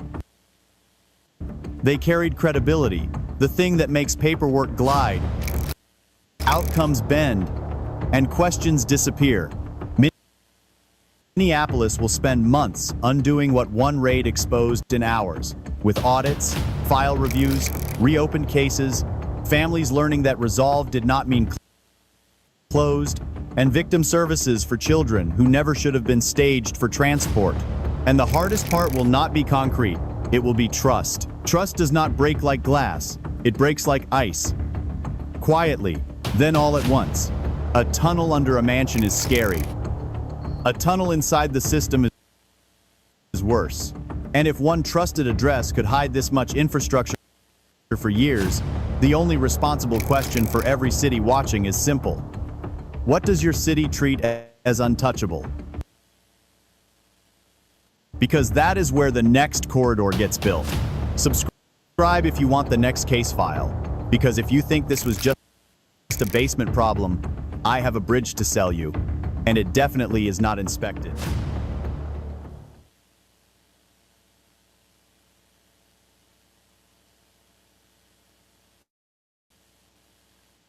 I'll begin today's briefing, go through a few things, and then turn it over to my colleague, Mr. Marcos Charles. And at that time, after Mr. Charles is done, we'll take any questions that you may have. So operations continue unabated here in Minneapolis. Several illegal alien criminals taken off the streets yet again over the past 24 hours. Again, that is what we're here to do, and we're not going to be deterred in doing that. We are going to take these criminal illegal aliens off the street and make America a safer place, make Minneapolis a safer place. Again, that is why we're here. Let me detail a couple of illegal aliens we took off the streets over the past 24 hours that were walking our streets over those past 24 hours. Here's one, Mr. Carlos Gomez Acosta, charged with cocaine trafficking and a controlled substance violation. This is an interesting one because this individual was what we would term as a golf, which is a getaway across the border. This individual crossed the border and was a getaway. More than likely, over those past 4 years, when we had millions crossing the border unabated. This is what we get in our communities. What happens at the border does not stay at the border. And then we have Lin Lee, an illegal alien from Red China. This individual is charged with child neglect and endangerment. Let me say that again, child neglect and endangerment and prostitution. An illegal alien walking the streets of Minneapolis. Now, we just talked children yesterday a little bit. Let's talk a little more, since we've got an illegal alien we just took off the streets of Minneapolis that was someone engaged in child neglect and endangerment. Here in the U.S. Border Patrol, I will say unequivocally that we are experts in dealing with children. Let me say that again, experts in dealing with children. Not because we want to be, but because we have to be. Over those past 4 years, hundreds of thousands of children were trafficked across that border. Guess who they came into contact with? Sometimes who was the very first law enforcement agency or American citizen that they saw? U.S. Border Patrol, followed by our counterparts at Immigration and Customs Enforcement. We're definitely the experts at dealing with children. Unfortunately, hundreds of thousands under that last administration. Not to mention the 300,000 lost children. 300,000 plus lost children that were trafficked across that border. Now, when we've got the news media talking about children, I'd certainly love to hear more reporting on the 300,000 lost children. How about the 14 that we recovered at that pot farm a few months ago in Camarillo, California? The 14 lost children trafficked across the border that were found working illegally on a pot farm in California. Very little reporting from the Minneapolis news media here. I didn't really hear much from you guys. And then some of the more heinous crimes against children that are trafficked across the border that ICE and Border Patrol saw daily back when that border was out of control over those past 4 years. I'll detail one for you, folks, that's truly heinous. Border Patrol agents there in the El Centro sector encountered a young child who was approximately 3 years of age. The child appeared to be drugged, not with his parents, with strangers. Agents managed to wake the child up after doing what is known as a sternum rub, which is a technique to wake someone up that may be induced by drugs. As the child woke up, we understood the child's parents were not with him, and medical examination saw that this child had non-surgical sutures in his abdomen. Let me say that again. Non-surgical sutures in the child's abdomen. He was being trafficked across the border in that condition. That's not an isolated event with the U.S. Border Patrol or ICE. We saw that many times. Drug children coming across the border, and guess what? Other than a couple of news outlets, I believe News Nation and Fox reported, nobody else would. Nothing on a child with non-surgical sutures in his abdomen, and nobody knows why. Now, the 5-year-old yesterday, some of you had questions on the 5-year-old yesterday. That 5-year-old remains with his family. Again, remains with his family. We know that. That false media narrative that was pushed out yesterday it was false. It remains with his family. But let's talk about who doesn't remain with their family. And I think this is the most important thing that we're talking about with children. How about our victim of the day, a victim at the hands of illegal alien criminals, these same criminals that we are taking off the streets that you see on these screens behind us. This victim was Rachel Morin. She left behind 5 children. Let me say that again. She left behind 5 children after she was killed by an illegal alien from Central America. He decided to murder her and hide her body in a culvert. Oh, wait a second. That was after he raped her. She separated permanently from her 5 children. Let me say that again. Separated permanently from her 5 children. Why isn't that reported on? Very little reporting in the local news media or the news media on those types of situations. Now, I would call this the DSP syndrome. That's a term that I made up. I'm not a medical doctor. I'm a Border Patrol agent. It's called the double standard phenomena. Say that again. The DSP is the double standard phenomena. We see this quite often, the DSP. American citizens that are arrested daily here in Minneapolis, are they separated from their children and families? Absolutely, as they should be. Criminals face consequences. Criminals face consequences. But yet that double standard does not seem to apply to illegal aliens. Why is that? Perhaps someone could detail that for me, because I don't quite understand all the parameters involved in the DSP, the double standard phenomena.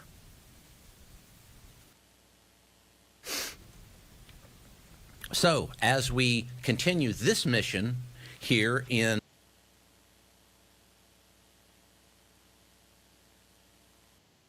Minneapolis, we will continue to take these bad people, bad things off the streets, despite the DSP, the double standard phenomena,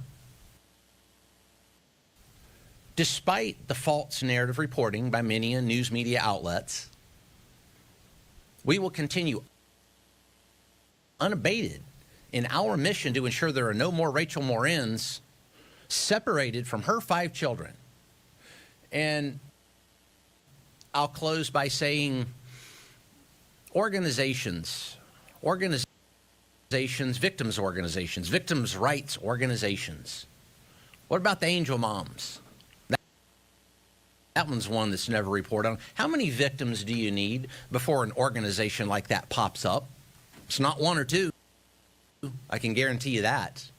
Look at MAD, Mothers Against Drunk Driving, from back in the 80s and 90s. That organization popped up because a lot of children were getting killed by drunk drivers. Well, what about the angel moms now? How many victims of illegal aliens that should not be here in the United States are causing family separation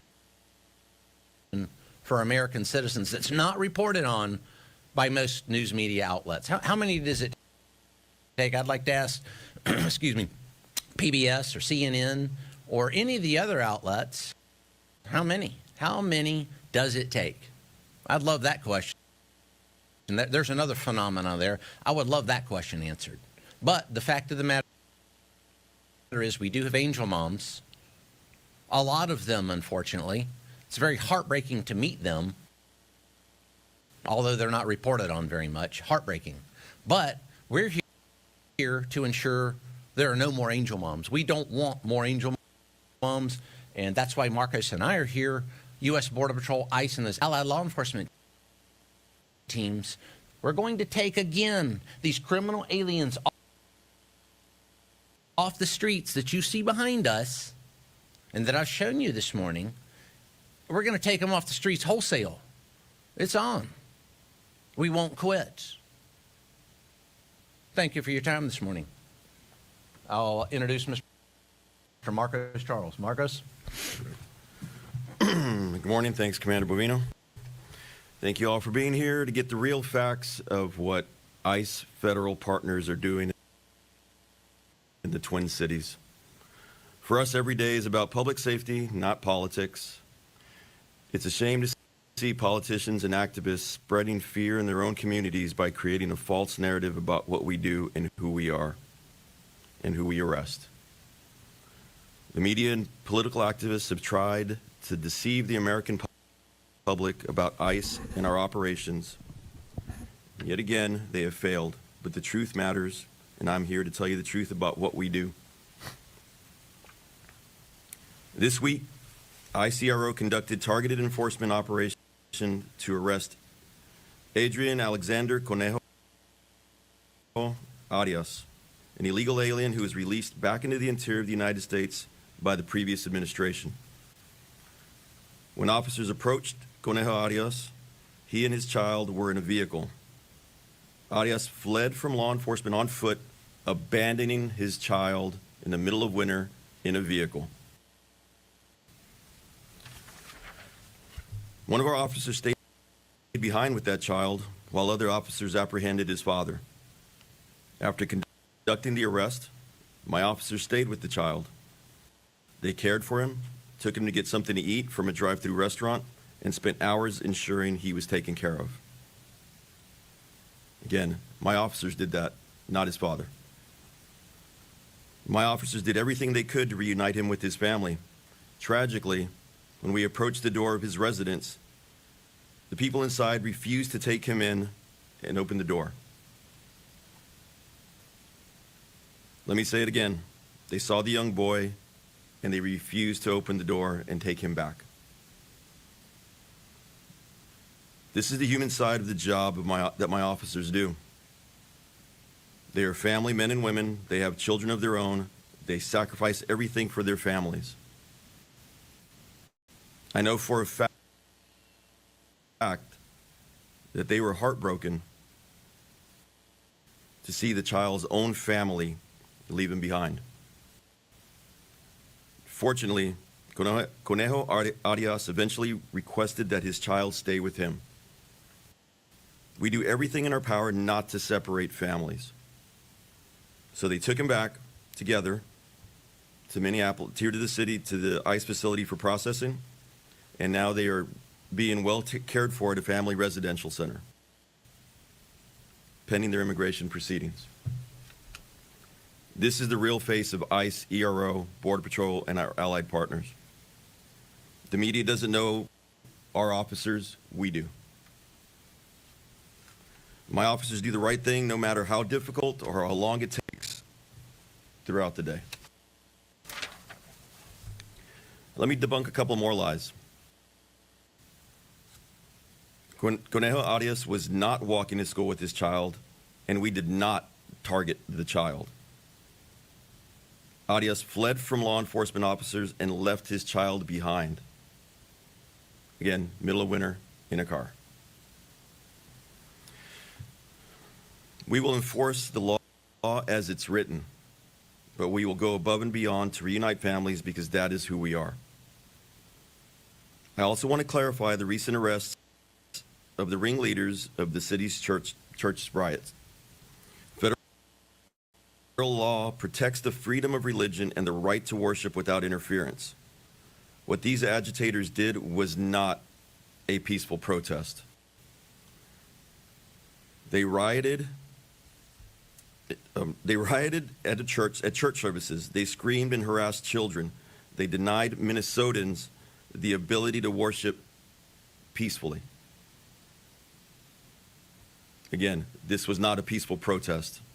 You don't go in front up to a child and yell at them. That is not a peaceful protest.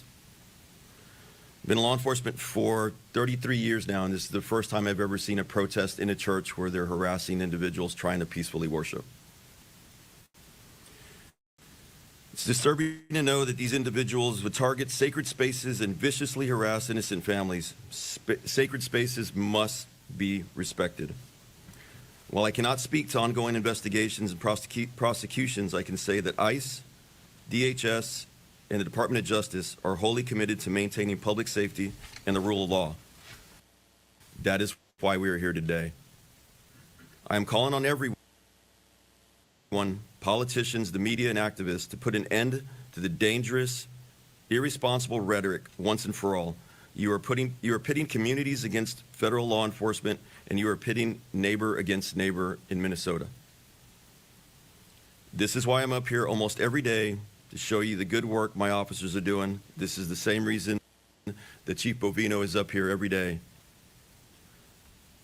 The public needs to know about the dangerous criminal illegal aliens we're arresting. They need to see the faces of the monsters that these agitators are trying to protect. Yesterday, we arrested the following individuals. Jose Ocampo Leon, a criminal illegal alien from Mexico, convicted of sexual conduct with a child under 16. Also up on these. Gerardo Sanchez Acuña, a criminal illegal alien convicted of drug trafficking. Salvador Salazar Rivera, a criminal illegal alien from Mexico convicted of violent domestic assault that inflicted bodily injury on his spouse. These are not the people that you want living next door to you. Rudy Pineda Aguilar, a criminal illegal alien from Guatemala convicted of criminal sexual conduct. Not the people you want living by your schools. And finally, Jeffrey Ramon Rabanales, a criminal illegal alien from Guatemala convicted of assault, domestic assault, and damage to property. These are the people that those protesters and agitators are trying to protect. Do we have the... Photo.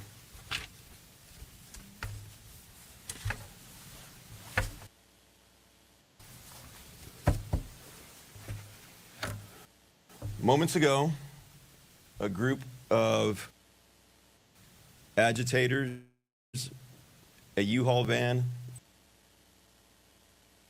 filled with shields. Oh, it's not coming up. All right.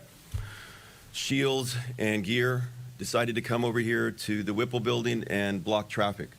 They are currently trying to impede us from getting out of the building and going and do our mission.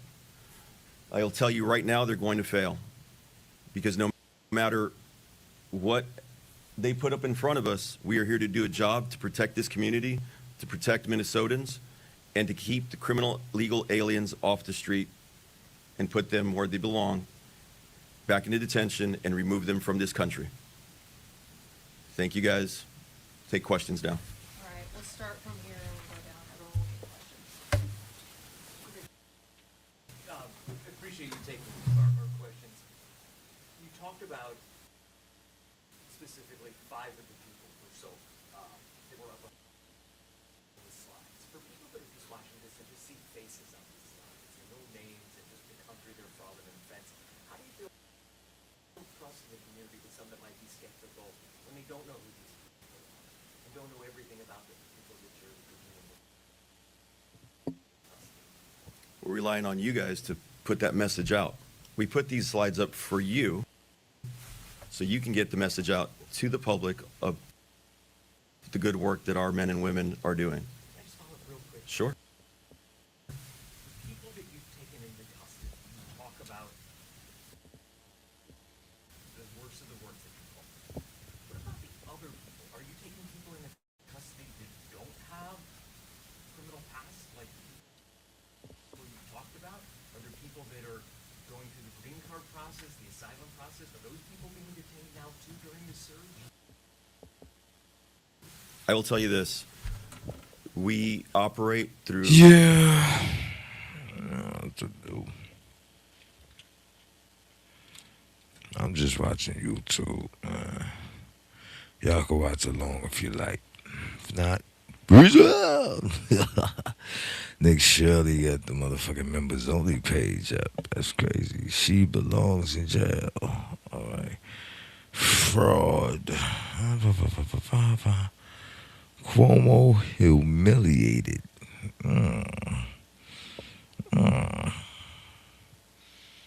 If I had a choice, I would love to see.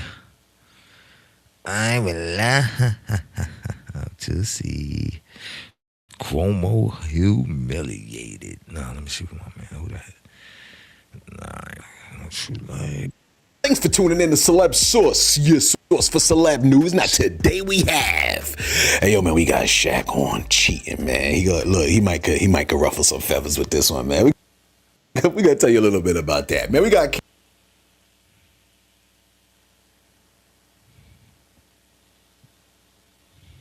Dabrand versus his ex-girlfriend on protecting and providing, man. You about to see an argument that you might could have had. We got Hot Boy Turk versus Juvenile, man. Blocking your blessings with 50 Cent. We also got T.I. on Killing the King and Charleston White on Not Betraying His People. Again, thanks for tuning in to Celeb Source Show. If this is your first time to the channel, be sure to hit that like button if you feel any part of the content. We definitely appreciate that. That notification bell's waiting for your tap, so go and give it a tap, and the subscribe button's waiting for your subscription, man. So go and touch that too. Yo, check this out, man. Shaquille O'Neal has provided his input on whether men cheat. Whether a man can be faithful and monogamous in a relationship. I want you to take a listen to what Shaq had to say. Take a listen real quick. Do you think men can be faithful in a relationship? What's faithful? Sexually monogamous to one woman? Of course. Of course? Yeah. Do you think the majority of men are faithful? I don't want to answer for the majority. I never want to seem like I'm the expert. I don't know. You don't know? Yeah, but I know it can't be done. Oh. But I think it depends on her. Yeah. What? Her runs the world. You think a man cheating depends on the woman? Yeah. I don't think that at all. No matter what you think. How come you think, where do you think the phrase happy wife, happy life comes from? Yeah, but I think men, people that cheat. No, well, okay, so I think there's 3 types of cheaters. There's a serial cheater, the James Bond cheater, and then the guy that's forced to cheat. Okay, what is a James Bond cheater and how are you forced to cheat? James Bond cheater is I do everything right. I'm in Rio. I see a little thing. Boom, boom, boom. Nobody sees me. Boom, boom, boom. I come back home to my normal life. Okay. All right. You smooth. You slick with it. Smooth with it, yeah. Okay. The guy that's forced to cheat is I've been on the road in a week and I come here and you be like, I got to do my podcast. That's the first night. I can't. I got to make it like you just 4 or 5 days in a row. You're not taking care of your man, and then he does what he does. Oh, so then you step out. And then there's a serial cheater, the guy that just don't whatever. But yes, men can. I think it depends on that. Women run the world. Y'all just don't know it. So how do we take power in that? By talking and just do it. But like, what does that look like? Just to I have no idea. He said, I got no idea. You don't got no idea, man. Like, cause why are you trying to make us why are you trying to have us explain why you think the way that you think? You know what I'm saying? Yeah, serial cheaters, man. That's like a person that might be addicted to the action, right? And if they're addicted to the action, that could be for a variety of reasons like that. They could have they got trauma. You know, some people cheat because they're addicted to it, right? And then there are some people that they have trauma from when they were young. You know, they cannot stay monogamous. They cannot stay faithful. You know what I'm saying? So you know, there's a variety of reasons. Now, can a man stay faithful? I mean, come on now. You know, like a man can definitely stay faithful in a relationship and stuff like that. Definitely can stay faithful. I'm faithful. Look at that. See that? Faithful. You see this clip of Scott Jennings saying, how are you going to enforce it? How are you going to enforce me not saying the word illegal anymore? Officer Tatum, don't strike my page, baby boy. You know, each one teach one, man. Come on. I ain't even getting monetized for this, bro. Don't strike my page, man. Come on. You and Bounty Hunter D, I was disappointed, man. Come on. Don't do me dirty, dog. Let me eat, man. My people want to know what's going on, too. Right, y'all? Thank Officer Tatum for this comment. HCSS Telematics is a software and hardware solution that makes tracking your equipment easy. You can see your entire mixed fleet in one map view, making it easy to spot anything out of place. It gives you tools. Strike a nigga page in a minute. You see this clip of Scott Jennings saying, how are you going to enforce it? How are you going to enforce me not saying the word illegals anymore? How are you going to do that? Say illegals anymore because ICE is directly targeting legal citizens of this country. And how are you going to enforce your edict on me, just out of curiosity? Listen, I understand. But just listen to his point about illegal. What are you, bully now? What point? So somebody beats your ass because you're being rude and disrespectful and causing division in this country that's causing distress and pain all over the streets and making people want to hurt one another. If you really want to be a part of that, as the expression goes, FAFO, don't be a tough guy. Like and subscribe to the channel. Hit the bell to get notifications anytime I go live or make a video. Make sure you still subscribe to this channel, like this video, comment on this video, share this video. Let's get into this. But crack cocaine, Chris Cuomo hit speed. I don't know what he hit before he got on camera and said this, but I don't know who he is anymore. I was starting to like the guy. I say, you know what? He's been a dummy his whole career on television. But you know what? Everybody's had their dumb moments. He's come around the block. I remember on the clip I said, man, he seemed like a guy you go have a bourbon with, smoke a cigar with, hang out. He's probably a cool dude. Either his wife told him to do this or he hit some drugs and decided to lose his mind and go on camera and talk about Scott Jennings. Listen to what he said about Scott Jennings. It's insanity. Roll the clip. You see this clip of Scott Jennings saying, how are you going to enforce it? How are you going to enforce me not saying the word illegals anymore? How are you going to do that? Say illegals anymore because ICE is directly targeting legal citizens of this country. And how are you going to enforce your edict on me, just out of curiosity? Edict. Listen, I understand. But just listen to his point about illegal. What are you, bully now? What are you, tough guy? Because you're talking to this kid who happens to be right, calling people illegals. They're called illegal aliens in the law. And you know what? A long time ago, Republicans and Democrats switched to undocumented. Why? Because it Time seems out. inhuman. Time out. Time out. Woo! Republicans and Democrats? Mofo, I ain't seen a single Republican call them undocumented. They call them illegal aliens. You know why they call them illegal aliens? Because it's still in the statute. There is no undocumented definition in the statute.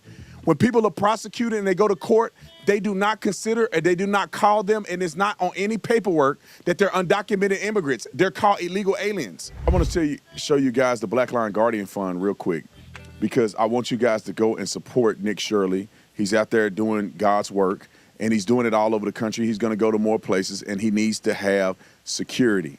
I tell him this all the time, and I think that we should understand this at this point, is that they want you gone. He's exposing billions of dollars worth of fraud. People resigning, they're getting indicted. They don't want him around, but we got to keep him protected. When I say we, not only the Guardian Fund, but all of you. And shout out to everybody that have been contributing. We also support these other young men as well. Savannah, we supported her last endeavor that she just went on campus to have a speech, and she told us it was very successful. But remember the guy, Dave, that he was talking about? That really helped him uncover this fraud in Minnesota. I mean, Dave was the engine behind all of the research. He lives in Minnesota, and he kind of exposed this too with Nick Shirley. Nick Shirley had the platform, he had the information, but he also needs security as well. So if you want to be generous enough and donate to these young people and some of these other people that we're supporting to make sure that they're secure and they can keep doing the job that God has called them to do. Now, hold on. We're going to get back to this. Keep it at this. It's at 1 minute and 10 seconds. Go to what he said. Just